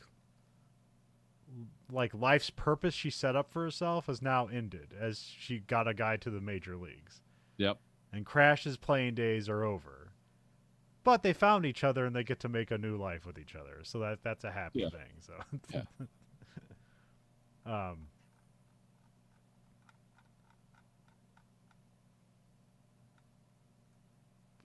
okay, so we're Cinder Probe states containing the supercut of scenes from the imperfect collection that make up the Verhoeven Effect. Nathan, what one scene from Bull Durham are we shoving into space? We're probably going to have to do the bar scene. Okay. That establishes everything about the three. That is the love triangle established Okay. on the tension between these characters that exists and how they're going to interact with each other and how that's going to be reversed towards the end of the movie. Okay. But it's lighthearted enough to be funny. It's serious enough to, establish everything you need to know about this movie.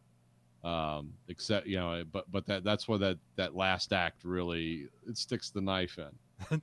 Because this establishes something, and then it's like, I didn't guess it was heading there. We're all going to win the World Series, hoisted on someone else's shoulders. It's like, nope. I mean, it's similar to how like Tin Cup ends that in a similar way, where it's like this guy's about to win. He's like an amateur, I think, technically. Yeah, and he's about to like win yeah, because it's like one of those invitational tournaments or whatever. Like amateurs can enter in or something. I forget what they're called. Yeah, is that pro am or whatever? I can't remember. And like he's about to win it, but he has to. He wants to hit this shot over the water, and he won't let it go, and he basically like loses his entire lead. But then he eventually hits the shot, and then it's like, there, I did it. So it's like he proved he could hang, but then he like self-destructed right at the end. So. But he gets the girl, so did he win it? Did he learn anything? I don't know. Well, you can find us on Letterboxd, username VHE, 1 out of 5 stars. What are we giving Bull Durham? Oh, this is a solid 5. Okay. And not something I expected either. I thought I'd do a 3, maybe negotiate up to a 4 for a nostalgia. But yeah, the last act really makes this movie impactful. Yeah. It's like, oh, this is why this is considered one of the greatest sports movies ever. I didn't understand that when I was reading that before. It's like, it seems like a sex comedy. Yeah. Baseball, and then like, oh no, it takes a turn. And you do care about the characters too. Yeah. That's hard to do with multiple characters. Usually someone picks a like audience favorite, and then oh yeah, we didn't like the other two people really, but it's like, no, everyone's complicated in their own way and nuanced in a subtle way, but also exactly what you expect at the same time. Yeah. That's hard to do. That's like good crafting. And it's also sports, which is not something I'm close to. Yeah. So it's like, oh wow, this was actually kind of cool. I guess White Man Can't Jump also ends in a weird downer too. Yeah, it does. Because he plays like one more basketball game and his wife leaves him essentially, and then he has to like shoot photos where he's pretending to be dead for like the people he owes money to. Yeah. And they're happy with it. Like, well, at least this one part worked out. Pretending to be dead is the most valuable thing. That's a hard one to like around. Where you can find us at verhoeveneffect.com. There we have. Well, I guess we don't have listener support. Never mind. Tell people to subscribe on Spotify so we can get money from people again. Yeah, just watch the goddamn show. It's the show. Watch it. You can rate our podcast on whatever platform of choice you're using. You can rate us whatever it wants, but the only thing the algorithm listens to is the highest rating. So give us the highest rating. Like, let's skew the statistics in our favor. So yeah, don't let podcasting turn into Moneyball. That would be depressing. Yeah, we're the best podcast that doesn't swing at the first pitch. So. Yeah, we don't swing at anything. You can find us at Twitter at Verhoeven Effect. You can find us at Blue Sky Social at Verhoeven Effect. You can find us at Facebook at Verhoeven Effect, and you can find us on YouTube at American Greed Factory. You can watch both this and that show live and unedited. So for the Verhoeven Effect podcast, I'm Conlon. And I'm Nathan. Goodbye, America.